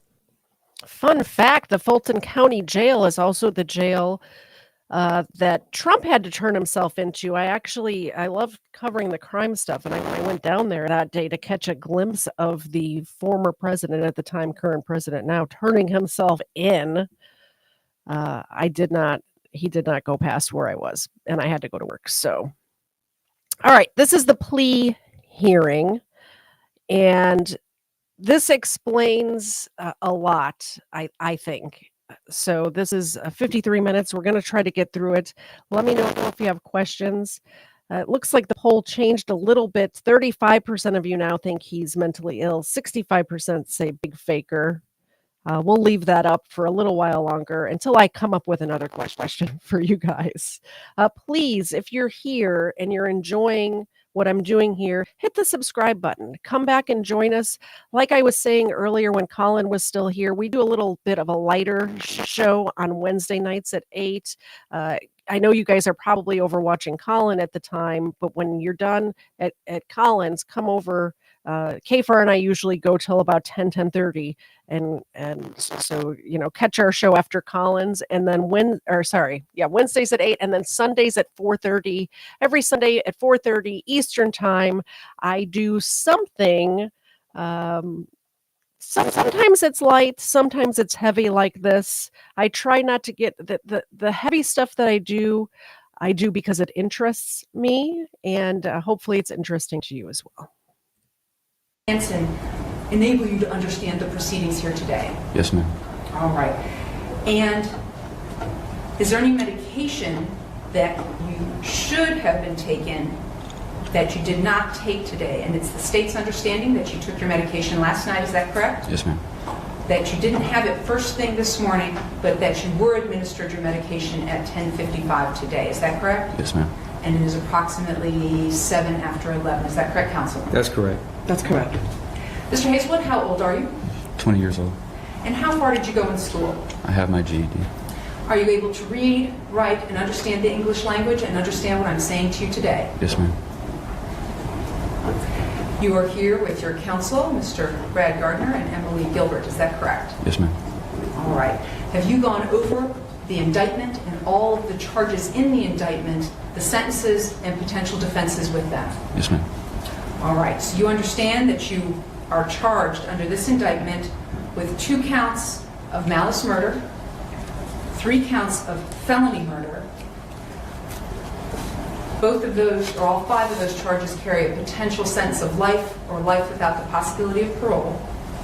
Do you understand that you've been charged in counts 6 and 7 with aggravated assault with a deadly weapon, each count potentially carrying a sentence of 1 to 20 years in prison? Under count 8, you've been charged with kidnapping, which is potentially 1 to 20 years or life if the victim received bodily injury. Aggravated sexual battery, which shall be punished by imprisonment for life or a split sentence of 25 years followed by life probation. A misdemeanor of sexual battery, financial transaction card theft under count 11, which carries a potential sentence of 1 to 3 years. Count 12 is identity fraud, which carries a potential sentence of 1 to 10 years. Counts 13 and 14 are possession of a firearm during the commission of a felony, which carries a potential sentence of 5 years consecutive to any underlying sentence. However, that may be probated, suspended, or given time. And then you've been charged with theft by taking a misdemeanor. Do you understand all those charges and the potential sentences you're looking at? Yes, ma'am. All right. And your attorneys went over all the potential maximums and minimums. Yes, ma'am. You have the right to plead either guilty or not guilty to these charges, and if you plead not guilty or remain silent, you may receive a jury trial. Do you understand that? Yes, ma'am. Now, the judge and the state has been informed by your lawyers that you are going to enter a plea of guilty but mentally ill to the charges above. Do you understand that the judge is going to make a finding that there is sufficient evidence that you were in fact mentally ill at the time of the commission of these crimes before your guilty but mentally ill plea can be accepted? Yes, ma'am. Test, test, test. Can you guys hear me? I think I just fixed my mic. Is it working? Let me know in the chat if you can hear me right now. Now, with regard to your two attorneys, do you both waive formal reading of the indictment? Yes. Yes. Do you waive any defects with the indictment? Yes. Yes. And Mr. Hazelwood, have you had sufficient time to talk to your attorneys? Mr. Hazelwood, do you know what that means? You have the right to have the indictment read in its entirety. And what Ms. Dunkowski and your attorneys were answering is, do you agree not to have that read at this time? Or you Yes, Your Honor. Okay, go ahead. Thank you, Judge. Now, you've gone over all the facts and circumstances with them and had sufficient time to tell them about what happened. Yes, Your Honor. All right. Are you satisfied with their counsel and representation? Yes, ma'am. Now, this is going to be a negotiated plea. Is that your understanding? Yes, ma'am. The state is going to recommend the following. Count 1, life without the possibility of parole. Count 2, life without the possibility of parole consecutive to count 1. Is that your understanding? Yes, ma'am. With regard to count 5, felony murder, the state will null cross that particular count. But with regard to counts 3, 4, 6, and 7, they will all be vacated by operation of law, even though you're pleading guilty to them, meaning you're not going to be sentenced on them because you're being sentenced on the 2 counts, 1 and 2, to 2 consecutive life without the possibility of parole sentences. Is that your understanding? Yes, ma'am. The state will also null cross count 8. With regard to count 9, you will be sentenced to 25 years to serve, followed by probation for life, if applicable, concurrent with count 2 of this indictment. Is that your understanding? Yes, ma'am. The state will null cross the misdemeanor to count 10. Count 11 will be 3 years to serve, concurrent with count 1. Count 12 will be 10 years to serve, concurrent with count 1. Okay, I'm going to do a new question in the chat. So the final for this poll was, do you think Jeffrey Hazelwood is actually mentally ill or faking?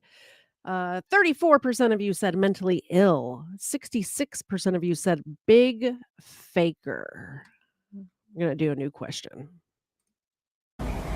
Count 13 will be 5 years suspended, consecutive to count 2. Count 14, 5 years suspended, consecutive to count 13.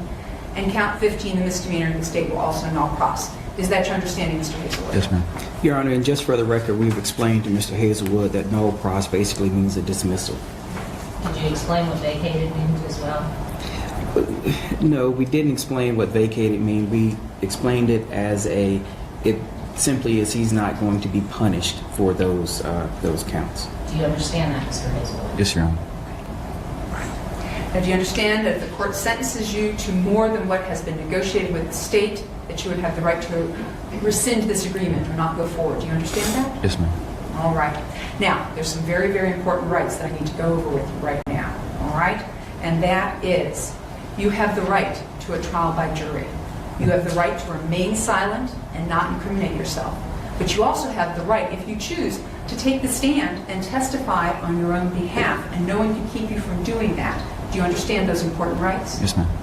All right. You also have the right to subpoena witnesses to come to court and bring evidence in your favor, and you have the right to confront the witnesses who testify against you. You have the right to the assistance of counsel, either hired by you or court appointed if you cannot afford counsel. You have the right to the presumption of innocence, the right to have the charges against you proven by the state beyond a reasonable doubt, and the right to appeal if you were found guilty at trial, and the right to have attorneys assist you with any appeal. Do you understand that by pleading guilty today, you're giving up all of those really important rights I just read to you? Yes, ma'am. Okay. And do you understand that when you plead guilty, you waive all defenses by entering the guilty plea, including any mental health and or insanity defenses? Do you understand that? Yes, ma'am. All right.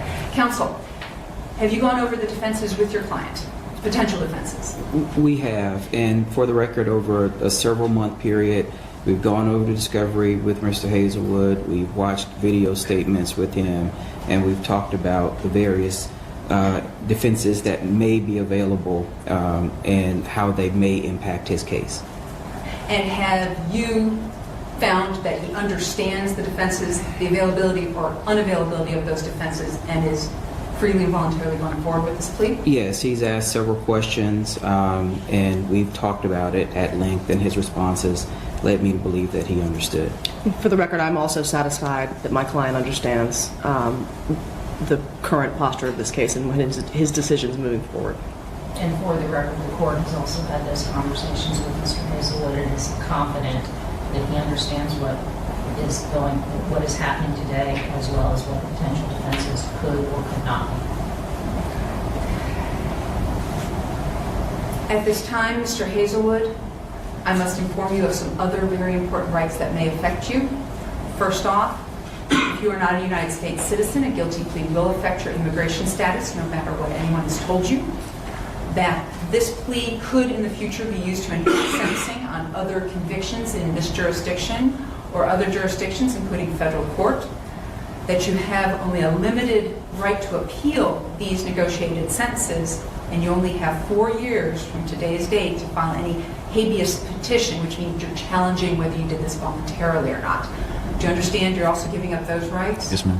All right. And by pleading guilty, it can also affect and impact your life in other ways that may or may not be applicable here, but that could affect your ability to get a job, vote, hold office, things along those lines. You understand that pleading guilty has other implications. Yes, ma'am. Right. With regard to count 1 and 2 of indictment 16 SC 147336, how do you plead? Guilty but mentally ill. With regard to counts 3, 4, 6, and 7, how do you plead? Guilty but mentally ill. How do you plead to count 9, aggravated sexual battery? Guilty but mentally ill. How do you plead guilty to counts 11 and 12?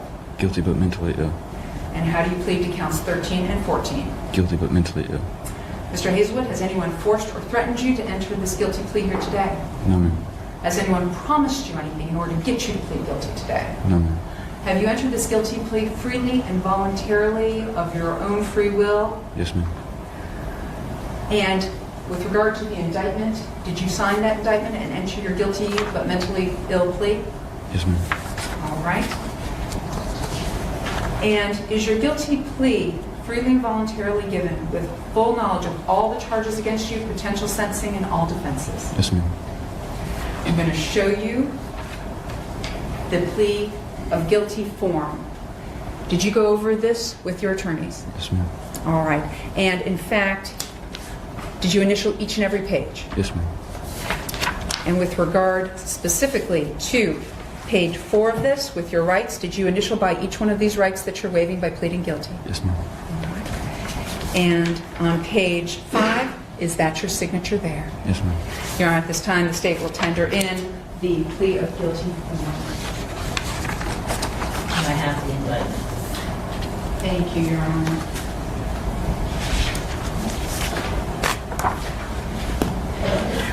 Your Honor, if this case were to go to trial, the state would anticipate that this is the following evidence that would be proven at trial. On August 1st, 2016, at approximately 3:34 in the morning, and this is based upon the time a witness heard gunshots as well as the surveillance video, 20-year-old Jeffrey Hazelwood, who is before you now, shot 17-year-old Carter Davis and 17-year-old Natalie Henderson, both in the head, behind the Publix shopping center located at 855 Woodstock Road in Roswell, here in Fulton County.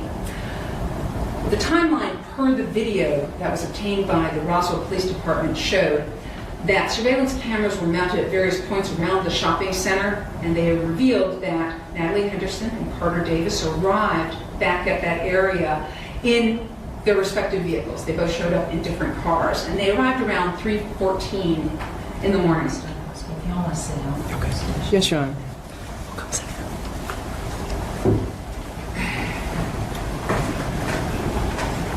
By the way, kids, nothing good happens after midnight. There's no reason to be behind a shopping center at 3 in the morning. I'm not blaming these kids for what happened to them, but I want everyone out there to understand that you need to keep yourself safe because there are crazies out there.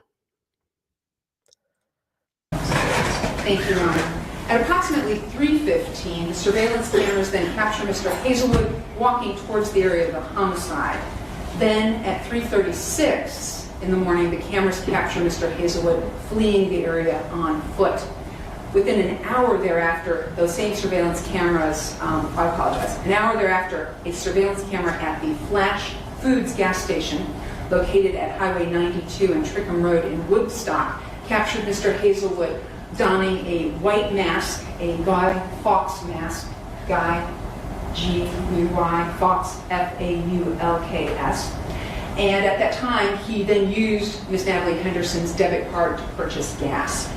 At approximately 4:34 hours, the Publix shopping center cameras where the homicide took place captured Mr. Hazelwood donning that same white Guy Fawkes mask and returning to the scene, walking to the area of the homicide. Now, the homicide itself was not captured on videotape. These are surveillance cameras that capture him going and coming.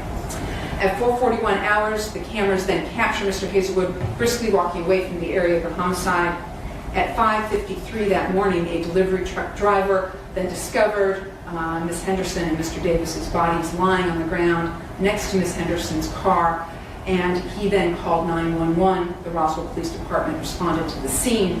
The crime scene technicians found no shell casings, but they did find a single projectile near Mr. Davis's body. Mr. Carter Davis was lying on his back. He was clothed only in black athletic shorts, and Ms. Henderson was found completely naked lying on her back with her legs spread open, which was obviously positioned after her death, in the opinion of the crime scene technicians.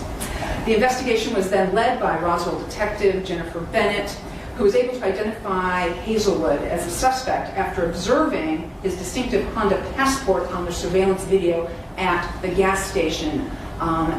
What the police did was they did an outstanding job trying to gather information. What they did was... Thank you so much, Mayor McWrench, for renewing your membership. Member for 2 months now. Wow, time flies. I think after hearing what happened to those kids, once again, we need a little, a little puppy time. Little puppy time. And I see another one coming in, so we'll grab a few of these milk bones. I appreciate the support so much. These, I know that the cases, when I cover cases like this, usually the audience is not that large because I'm covering stuff that I enjoy. More people show up for the low effort content, unfortunately, but I do appreciate it also because it does cost money to pull, and it wasn't necessarily in this week's episode, but all of the stuff that I showed last week, I did do the FOIA request and to get those documents and those photos and the videos and stuff like that, and it does cost money, so I appreciate the support. Also, in case you guys didn't know, a lot of times when we're covering horrific crimes like this, YouTube doesn't like it, so they don't give me ad money for this stuff. They don't let ads play on it. Thank you so much, Mayor Wrench McNome. Let's get these dogs some treats. All right. First, this one. Do a shake. Thank you.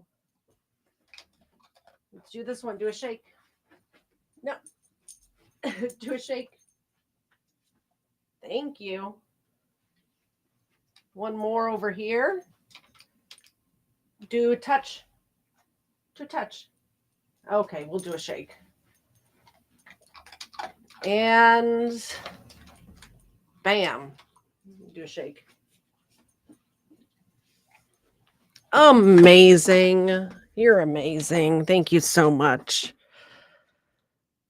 I appreciate it. Don't forget, I do have those chicken feet in the other room for $20. We will do a chicken foot crunch. I'll even give them the microphone to do a chicken foot crunch if you guys want.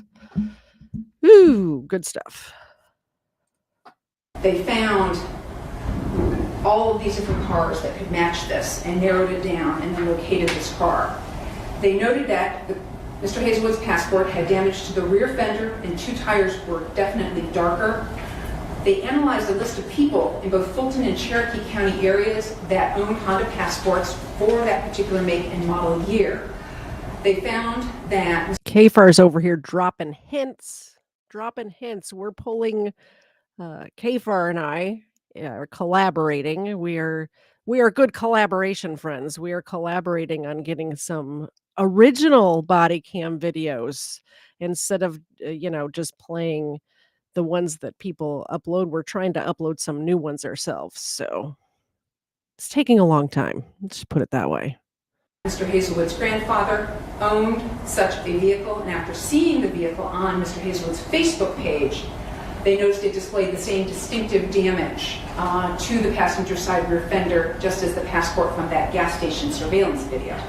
The police then matched defendant Hazelwood's cell phone number, which was listed on his Facebook page, with cell phones that had hit off of towers. 14 months, Trucker 70. Holy cannoli, 14 months. I think anything over a year. Let's do anything over a year, they get a special treat. So $20 for the chicken feet, but anybody who's been a member for over a year, we got to get out the good treats. This is a Dunkin' Donuts dog treat, vanilla glaze flavored dog biscuits. Let's show you guys this. Somebody did send me this as well. Don't forget, you can send dog treats to the P.O. box. It is linked in the channel description. Nobody's ever sent me anything, by the way, so they always send stuff for the dogs, which just it just confirms my belief that you guys are not here for me. You're here for them. Just a little confirmation on that. There you go, Ava. There's little sprinkles on this. Look at this. How cute is that? Thank you so much for the support. Don't forget to hit the like button, please. Hit the like button, hit the subscribe button. Once this is over, if you comment, we were chatting now, but if you comment, that really helps the algorithm too. And found that Mr. Hazelwood was actually in the area at that time. He also physically matched the description of the man that appeared on both the Publix and the gas station surveillance videos. So on August 3rd, 2016, 2 days after the murders, the detectives followed Mr. Hazelwood as he departed his girlfriend's Roswell home in his Honda Passport. They next observed him stop at a nearby QT gas station at Mabry Road and Georgia 92, where he exited the vehicle, paced around, took off his red shirt. At that point in time, they detained him and transported him to the Roswell Police Department. In plain view, through the window of his vehicle, was in fact that Guy Fawkes mask that Mr. Hazelwood wore both at the Flash Foods gas station. She keeps mispronouncing the word tyrants beware. It's a tyrants beware mask, ma'am. And when he returned to the murder scene, it was then taken into evidence when they searched his vehicle. Detective Bennett Mirandized and interviewed him that day, August 3rd, 2016. At first, he admitted to being present. Thank you so much, Doc, for the $2 Super chat. He will confirm that he is here for the dogs and not for me. I know. You don't have to tell me. I know. Because look at this face. Do you see this face right here? How could anybody not be here for them? She's the cutest dog in the world. I mean, second cutest. That's the cutest one over there. Zena's the prettiest girl in all the land. Thank you so much. I appreciate it. Ava appreciates it. Zena appreciates it. And the chat appreciates it. At the homicide and Oh my goodness, we're not. Thank you so much. You guys are awesome. 12 months. Paracord Princess has been a channel member for 12 months. Can you believe how time flies, Paracord Princess? That's crazy. We're going to get another Dunkin' Donuts treat out for 12 months. Thank you so much. It says, how about exactly 12 months? Love your content with a purple heart. I appreciate that. Guess who else appreciates it? Zena appreciates it. Old girl Zena. Ava, the terrorist, appreciates it. There you go. Oh, donuts. We're almost out of donuts, guys. There's exactly 2 left. 2 donuts left. He denied committing the homicide and alleged merely that he saw their bodies fall to the ground, having been shot by some unknown assailant. He then asked for an attorney that evening. However, that evening he did have a phone conversation with his grandparents, who urged him to step up and do the right thing and tell the police what really happened. He then reinitiated contact with Detective Bennett the next morning. She re-Mirandized him, and he then fully confessed. However, during his confession, when he described what happened, he's kind of couched it in terms of someone else was ordering him to do these things. There was some unknown person there. However, what he stated at that time on August 4th, 2016, was that he saw the victims, Carter Davis, Natalie Henderson, drive behind the shopping center, which piqued his interest. He became curious and he followed them over there. He then watched them for a while from afar, at which point in time he approached the driver's side door of Miss Henderson's car and observed the 2 young people, who were 17 at the time, engaged in a romantic interlude inside the car. And he then opened the car door. Mr. Carter Davis became aggressive, stepped out of the car. He was very angry with Mr. Hazelwood, of course, for interrupting them and to protect Miss Natalie Henderson. He became aggressive with the defendant. The defendant then stated he pistol whipped Mr. Carter Davis and then shot him in the head on the left side. He then ordered Miss Henderson out of the car, had her moved to the side of the car, at which time he forced her to remove her underwear and he digitally penetrated her. He took her to the front hood of the car and ordered her to bend over the side of the vehicle, at which point he spanked her with his hand and then stated that he touched her all over. He did not say that he raped her. However, he did claim he touched her all over. He then shot her in the head and then positioned her body. He then went through her purse and stole her credit card. During this, of course, he claimed that a third party known only to him as Matt was with him that night and coerced him to commit the homicides, but as the court knows, coercion is not a defense to murder. And the state found absolutely no evidence of a third person there, not on the video surveillance, not on the gas station video, and so there's no evidence at all that another person was there. Detectives obtained search warrants to search the passport, Mr. Hazelwood's grandparents' home, and his girlfriend's home. Inside his vehicle, they did find the Godfalls mask that he donned when he had stolen Natalie Henderson's debit card, and when he returned to the crime scene, the DNA on that mask came back to Mr. Hazelwood. They also found a gas can that appeared to be the same gas can in which Hazelwood deposited fuel when he was using Miss Henderson's debit card. They found a Sig Sauer 9mm pistol in the car. This belonged to Mr. Hazelwood's grandfather, and in fact came back as the murder weapon.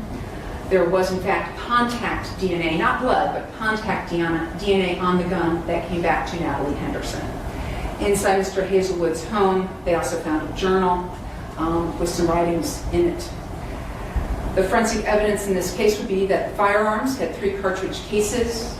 The metal jacket and the metal jacketed bullet from the scene all came from the gun in the defendant's vehicle, and the 9mm metal jacket that was recovered from Natalie Henderson's head during autopsy came from the gun in the defendant's vehicle. There were no fingerprints of value found on the magazines in the defendant's vehicle. There was no blood on the gun, but as I mentioned, there was contact DNA on the gun that came back to Ms. Henderson. There was a sexual assault kit performed on the defendant. Of course, this was 3 days later, but it was negative for either victim's DNA. Both victims were shot in the head, and that was the cause of death. And that happened here in Fulton County, Your Honor, and that would be the factual basis if we were to go to trial.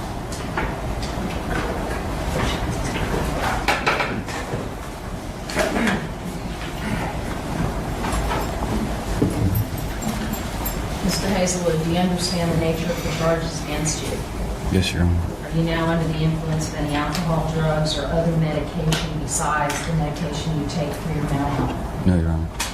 What medications are you currently taking? Zyprexa.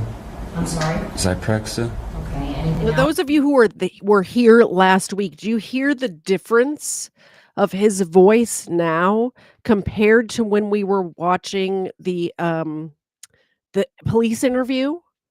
It's just night and day to me, the difference once this man is medicated. Night and day. Benadryl and Cogentin. And Cogentin? Yes, ma'am. And do those medications help you understand what's going on? Yes, Your Honor. Are you understanding what's going on here this morning? Yes, Your Honor. Do you feel like you are ready to go forward with this? Yes, Your Honor. Do you need any additional time to talk to your attorneys? No, ma'am. How far did you go in school? GED. You understand that you've been charged with 2 counts of murder, 3 counts of felony murder, 2 counts of aggravated assault, 1 count of kidnapping, 1 count of aggravated sexual battery, financial transaction, card theft, identity fraud, 2 counts of possession of a firearm during commission of a felony, and 1 count of theft by taking misdemeanor. Do you understand that? Yes, Your Honor. Has anyone made any threat or promise to influence you to plead guilty but mentally ill? No, ma'am.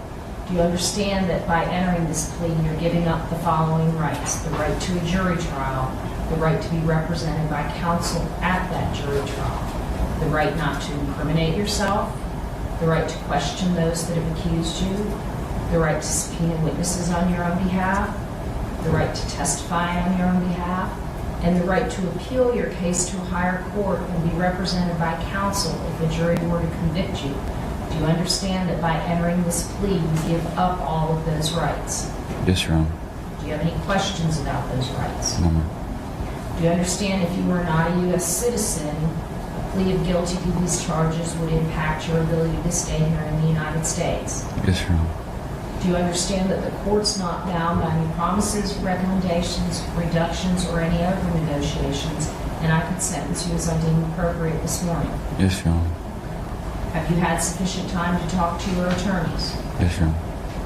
Do you need any additional time to talk to them? No, ma'am. How do you plead to the charges? Guilty but mentally ill.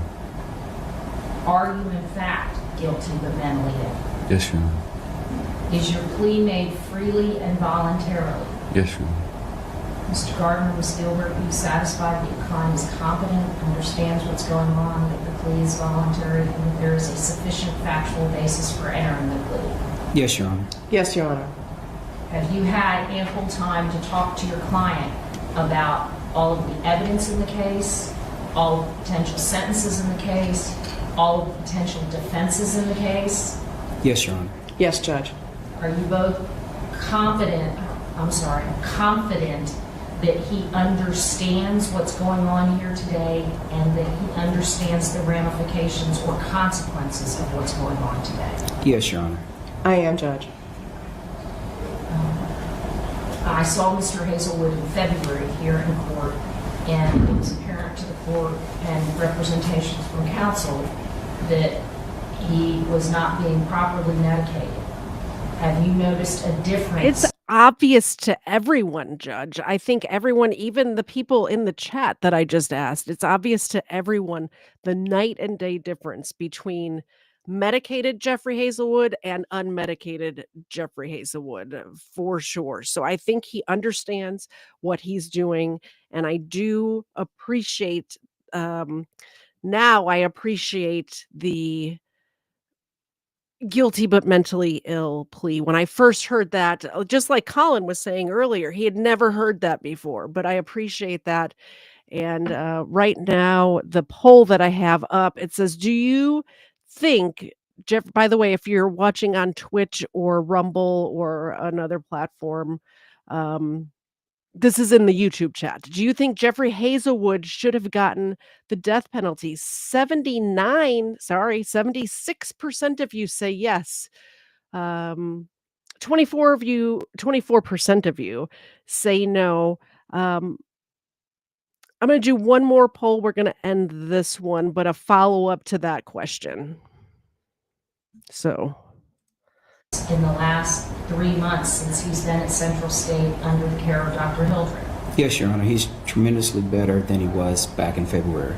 I agree, Judge. He's markedly better than he was. He was clearly not receiving adequate treatment in Fulton County. Is he remarkably better to the point that you agree with the doctors that he understands what's going on here today? Yes, Your Honor. Yes, Judge. Mr. Hazelwood, is there anything else you want to ask me? No, Your Honor. Before I accept the plea. All right. Based on all of the medical records, which I have reviewed in their entirety, as well as the evidence presented at the competency hearing 2 weeks ago, as well as my interactions with Mr. Hazelwood. All right, my follow-up question is, do you believe in the death penalty? Meaning, even if you said in this case the death penalty is not required, whether you answered yes or no to the previous question, do you believe in the death penalty at all? Like, let's say there's somebody like John Wayne Gacy, for instance, where they found the bodies underneath his house. He was obviously guilty. Do you believe in a case like that in any circumstances at all? Do you believe in the death penalty? On numerous occasions in this courtroom, my discussions with him, watching him, my observations of him, I do find by a preponderance of the evidence, and actually by more than a preponderance of the evidence in this particular case, that Mr. Hazelwood does fit the guilty or mentally ill category. So I will find that there is a sufficient factual basis for entering the plea. I further find the plea of guilty to be knowingly, voluntarily, and intelligently entered, and I will accept the guilty but mentally ill plea based on the entirety of all of the records in this case, representations of counsel, representations by the district attorney's office, as well as the testimony and evidence and my own personal interactions and observations of the defendant. Your Honor, there was a plea of guilty form that was executed by Mr. Hazelwood, and we would ask that that be made a part of the record. I don't know the court's policy, but just officially moving it into the record. It will be made a part of the record. And one other thing, Your Honor, it is a part of that plea of guilty form with respect to the 4-year habeas requirement, but we did speak to Mr. Hazelwood about that he has 4 years from today's date if he were to want to challenge these proceedings. Okay, Mr. Hazelwood, I know that your attorneys and Ms. Domkowski, the assistant district attorney, have spoken. Maybe I'm misunderstanding, but I thought at the beginning she said that he's not allowed to appeal if he does the plea of guilty but mentally ill. I thought that he didn't have time to appeal or anything like that, but now they're saying he has 4 years to change his mind. I guess let's think through this a little bit. I think maybe what they're saying is he can withdraw his plea, not necessarily. I'm blonde. Thinking is hard. I think what they're saying is that he can withdraw his plea, not appeal the findings. Let me know in the chat if you think that that's what they're saying here. I think so. About this, but you probably don't know what habeas corpus means, do you? No, Your Honor. That's all right. I'm not sure most attorneys know what the words mean. All right? So let me explain the question that you understand it. You have rights that you've been told about to challenge this plea. But the habeas corpus right is sort of different. Because what that means is when everything's final, then you still have 4 years to challenge. That doesn't mean that it's granted, but you can challenge if you wanted me accepting this plea because there's some error in the proceedings. And then somebody would have to decide, some judge would have to decide, have a hearing and decide whether there's any errors in the proceeding. Do you understand that? Yes, Your Honor. All right. Your Honor, at this time, the state would like to present the victim witness impact statements. For the record, the state has received a number of letters and statement copies and present that to the court. Thank you, Your Honor. And we have no objection for those records being admitted. Okay. Thank you. And at this time, Your Honor, we would like to present the Henderson family first. All right. All right. Grab your tissue. I have a whole box of tissue right here. We're going to hear from the families of the victims right now. I think that this is very important to hear. I think this is the reason why I want to cover cases like this, where everybody and their brother hasn't covered it, because their stories deserve to be told. And who better, obviously, who better would be them themselves to tell their own stories. But since Jeffrey Hazelwood made it so that cannot happen, we get to hear from their families. Like I said, if you don't have a box of tissue or a roll of toilet paper handy, I would suggest getting one now. If you're anything like me at all. Before we get into this, we need to hear from the dogs a little bit because it is going to be tough. And I appreciate News Now Enemy doing a gift membership. Trish got that gift membership. I appreciate it. Ava appreciates it. Zena will wake up for it. So let's get them a dog treat. Congratulations, Trish, on your new membership. We do have all of the unedited footage from this case is uploaded to the members only portion of my YouTube channel. We will also have a game night sometime coming up in the next couple of weeks. We'll let you know when that is. Thanks, News Now. All right. So if it gets too rough listening to these families, you know what to do if you need the puppy love.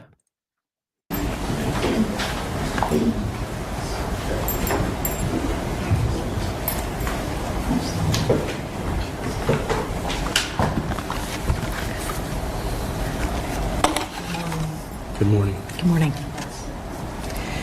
My name is Suzanne Henderson, and I'm Natalie's mom, or Mama, as she used to call me. Standing with me is Tad Henderson, her daddy, and Rachel Henderson, her little sister. No matter what I say today, it won't be enough to express the wonderful and sweet person Natalie was, the impact she had on the lives she touched, and the unimaginable pain and anguish our family and friends have endured since the moment we found out she was taken from us on August 1st, 2016. Natalie was a daughter, a sister, a cousin, a niece, a granddaughter, and a best friend. She loved to sing and play the guitar and write poetry. She was creative and had an old soul. She loved animals and volunteered countless hours for companion animal connection. Natalie wanted to become an architect. But more than anything, she wanted to make this world a better place for everyone, one day at a time. Natalie was the girl who didn't understand cliques in school and invited the person sitting alone to join her at lunch. She pulled you in with her big personality, made you laugh, and made you feel loved. Natalie had a favorite way of communicating love and friendship without words. She felt a hug could convey what couldn't be expressed verbally.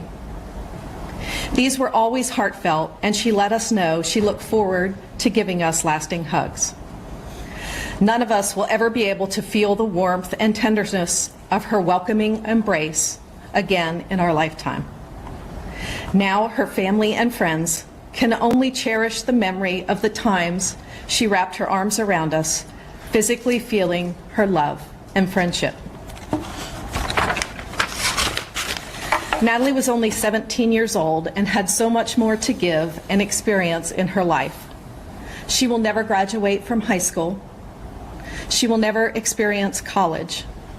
She will never get to fulfill her dream of becoming an architect. Natalie will never experience the incredible joy and love of having children of her own. She will never get the chance to change the world for the better. As her family, we will never again hear her beautiful singing or hear her playing her guitar around the house. We'll never be able to hear her infectious belly laugh or hug her tightly just as she did with us.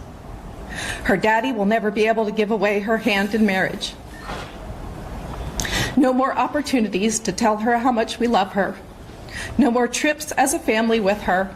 Everything has changed. The next part I'm going to read on behalf of Rachel, her sister. Natalie was not only my big sister, but my best friend. We laughed together until we cried, and we cried together until we laughed. She was there for me no matter what. When I felt like my world was crumbling, she was my rock. The feeling that she can no longer be here for me, or me for her, is beyond devastating. We planned our future together. We would always live near each other, and our children would be best friends, just like we are with our cousins. We were inseparable. I followed in her footsteps in whatever she did, whether it was the activities she participated in, or who I was friends with, or how I carried myself day to day. I modeled myself after her, and I will continue to for the rest of my life.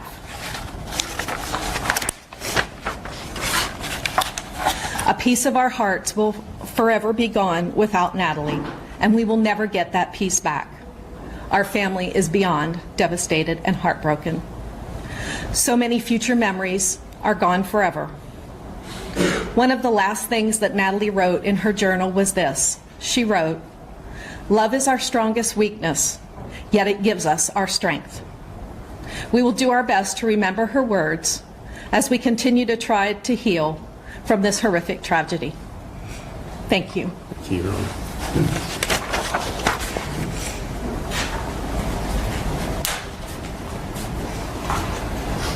Your Honor, the Davis family.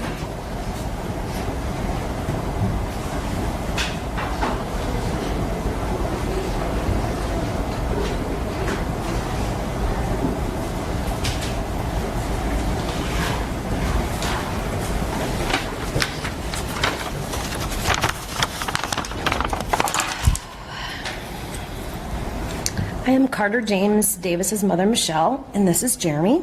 And we are so very proud of the young man our son had become.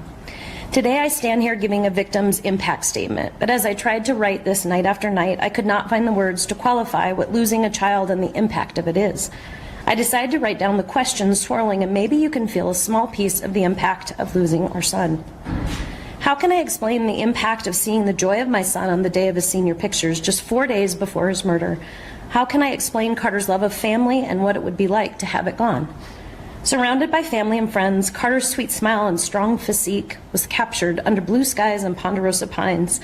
I carried the photographer's foil to add light to the shots, and we joked and laughed. Carter looked so handsome. My dad wore his Letterman jacket. Sky, Carter's best friend, jumped in for a couple photos, and his love of family and the Black Hills was so evident. How can I explain the impact of coming home from South Dakota, seeing Carter's happiness of talking with his dad only to be gone the very next morning? How can I say what the impact is not to have his smile, his giant hugs, and his spirit of adventure gone, absent forever? I think of our precious kids who are unarmed and unaware of the evil watching, then murdered, and yet 3 days earlier, on Carter's 17th birthday, July 29th, we were celebrating his life. Carter loved mountain biking, hiking, snowboarding, lacrosse, cliff jumping, you name it. If it had adrenaline, Carter was up for it.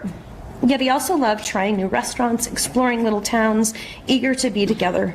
Equally, Carter loved holidays, birthdays, and always putting on his new clothes immediately, trying out every new gadget, and had to play with his younger cousin's toys, the ever and always kid. How can I tell you of the impact on our life of not having this gift, this incredible energy who was always all in, gone and absent forever?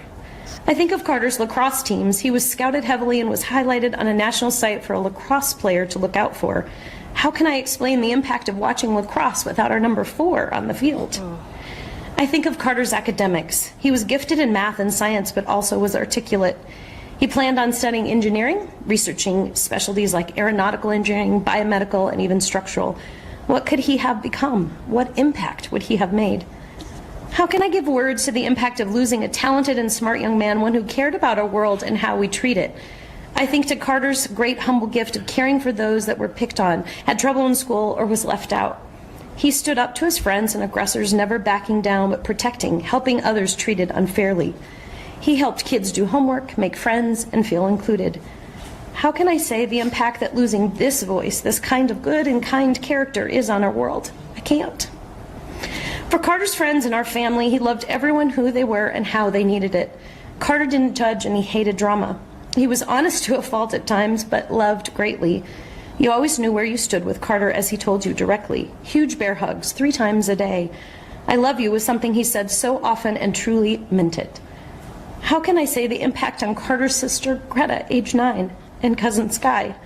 Carter was their everything. They no longer have a brother and soulmate, no longer have a future uncle for their kids, and they will forever have a hole that no one can fill. I can say this impact because it is real. I see it in their eyes. I feel the absence. I know the pain.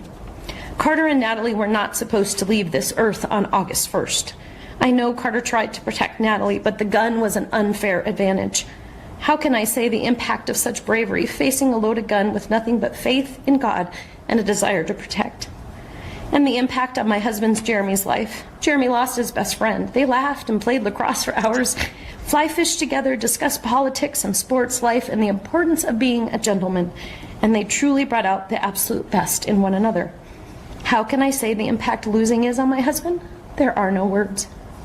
And the impact on me. God has gifted me a new pair of eyes since the day darkness fell.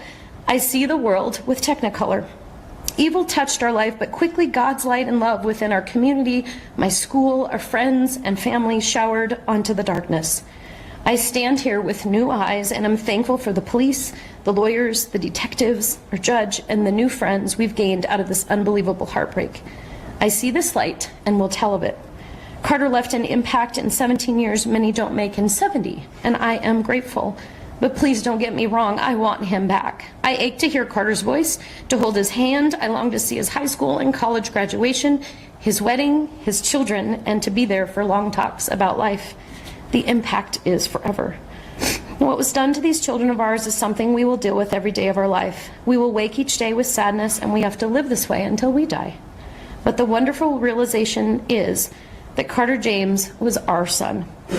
He was a special young man, one who made friends easily and had a passion for sports, faith, the outdoors, his family, and adding more love to the world. We will live out his wish and ask God to continue to lift us. And on one beautiful day, we will meet again.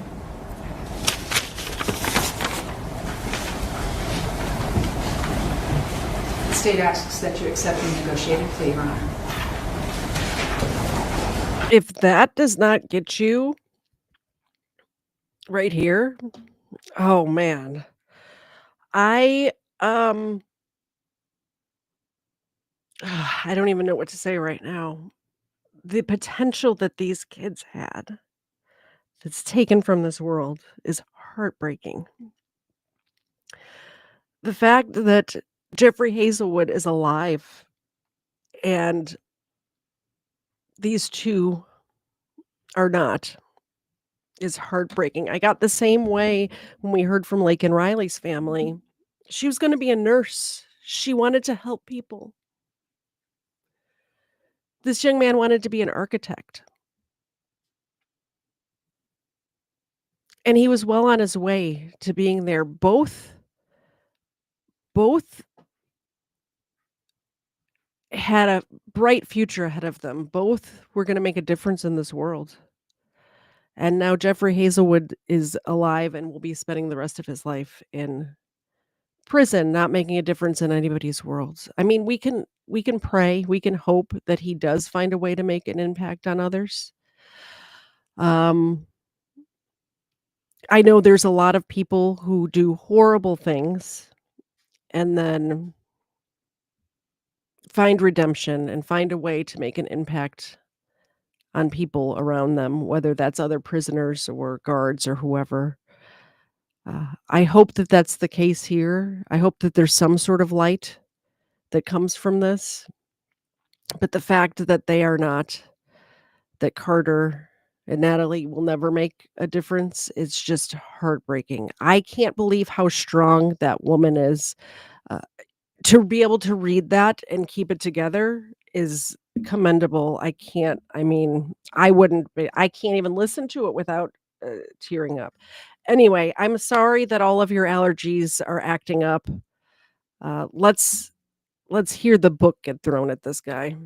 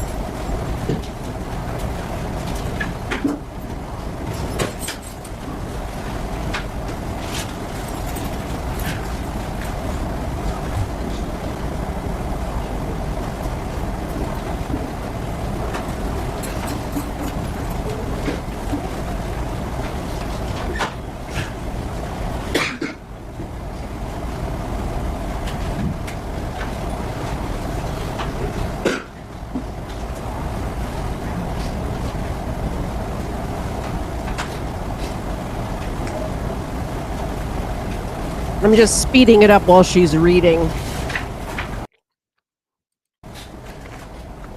so we can get to the sentencing part.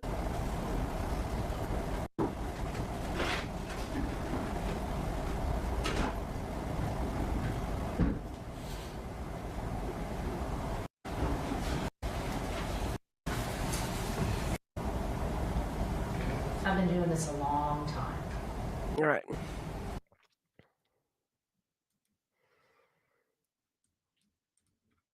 Mr. Hazelwood, is there anything you'd like to say? No, you're not.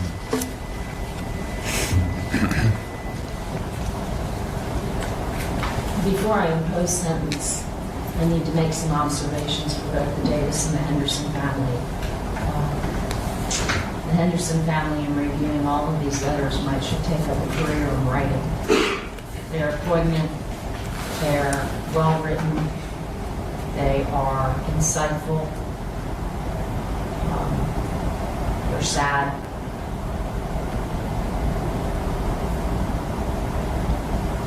I've been doing this a long time. For those of you who don't know, I've been in a courtroom like this most of my entire career. I can count on less than 2 or 3 fingers the number of cases that have impacted me as this one has.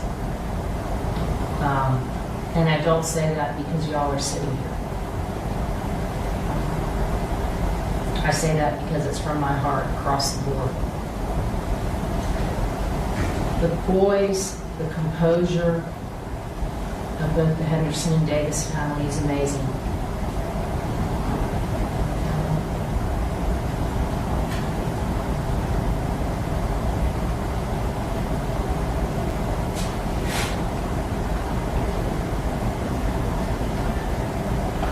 Miss Henderson, you said Natalie would never change the world.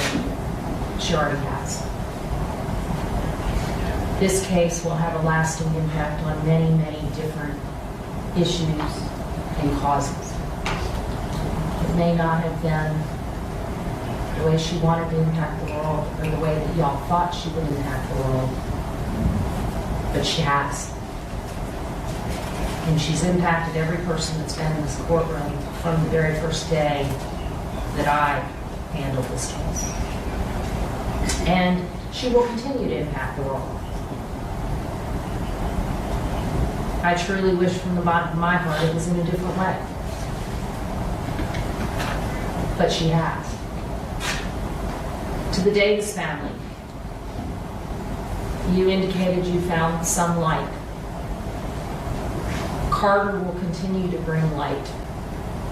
And just like Natalie has made a lasting impact on the folks in this courtroom, obviously on y'all's lives, but also on sometimes a failing system. And they will remain the inspiration, at least to this single judge,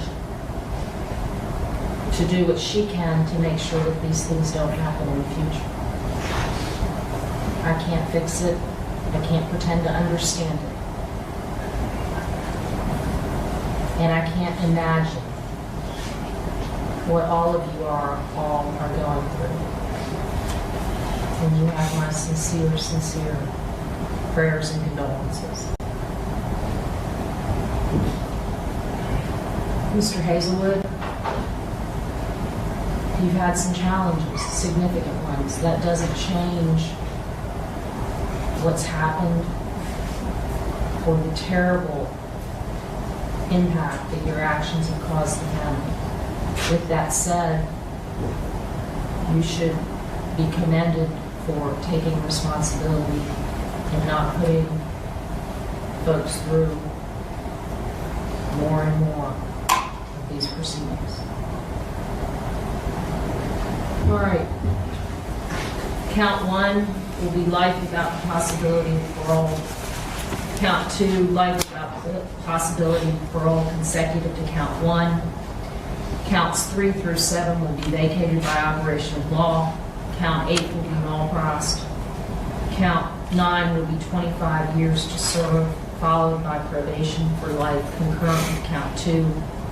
Count 10 will be null prost. Count 11 will be 3 years to serve concurrent with count 1. Count 12 will be 10 years to serve concurrent with count 1. Count 13 will be 5 years suspended consecutive to count 2. Count 14 will be 5 years suspended consecutive to count 13. Count 15 will be Malfrost.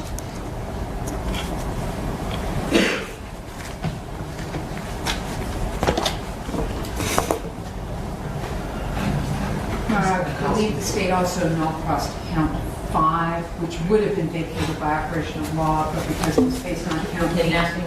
Or kidnapping, yes. I'm sorry, but count 5 will be Malfrost.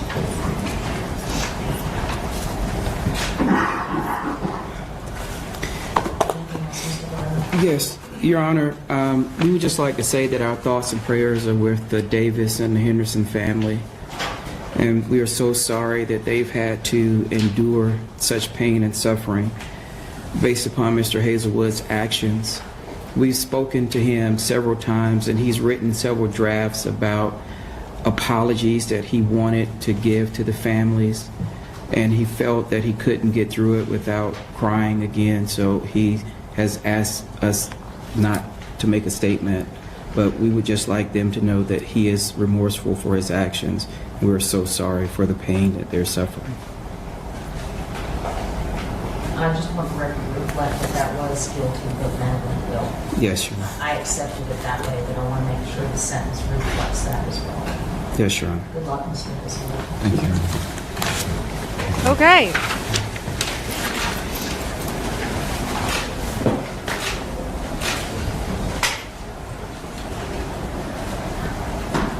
Is there anything else, Your Honor?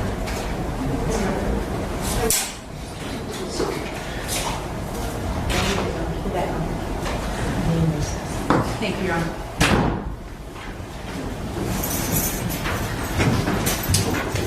So that's the sentencing. He will be spending a very, very long time in prison for his actions. I'm glad I'm torn on the death penalty in this case, and I'll tell you why. Because he's obviously, I believe, mentally unwell. Also, I don't think this was premeditated, which I think should be mandatory for the death sentence. Now, most of you believe that he should have gotten the death sentence in this case, which is fine. You're allowed to believe that. I did ask the question, do you believe in the death penalty at all? Because a lot of times people will say, no, he shouldn't get the death penalty in this case. But then come to find out, well, you wouldn't have thought that they should get the death penalty anyway, no matter what he did. So do you believe in the death penalty at all? 89% of you said yes, you do, and 11% of you said no, you don't. I personally have gone back and forth on the death penalty. I think right now, and I will disagree with myself probably shortly, but right now I do believe in the death penalty. I don't think in this case, I don't think this case should have been a death penalty case personally. But the nice thing about being in America is you can have your opinion either way, and that's fine. Same thing as far as my channel goes. You can believe either way. That's fine. Now, somebody, let's lighten it up a little bit because it was getting a little heavy there for a minute. First of all, thank you so much to everybody who supported the channel while you were here. These dogs really appreciated it. And it's good because we went long today, so their dinner is late. So good thing they got snacks. Somebody was asking me about the game night. So game night. Ooh. There it is for members. What I do once a month-ish, when I have time is I have these board games. I am a nerd and I love to play board games with my friends. Like for me, a fun night is not going out to a club or a bar or something like that. For me, a fun night is sitting around the dining room table and playing a game like this one. I just grabbed a couple of them. We have several games that we will rotate in between. This one is called Stupid Deaths, the frightfully funny funny game. So this basically it's true or false questions. Anybody who's a member, I give you a link and you can come up and join me on the stream. You don't have to show your face. We do need your voice though, so you can answer the questions, obviously. Everyone's invited to game night. If you are not a member, you can play along in the chat. A lot of times the members don't know the answer and we poll the chat, which is fun stuff. Most of the time the chat is correct, by the way. Although this last game night, you guys were getting a lot wrong. So it goes back and forth. But we do poll the chat if you don't know the answer. If you are a member, you get a link and you join me up here.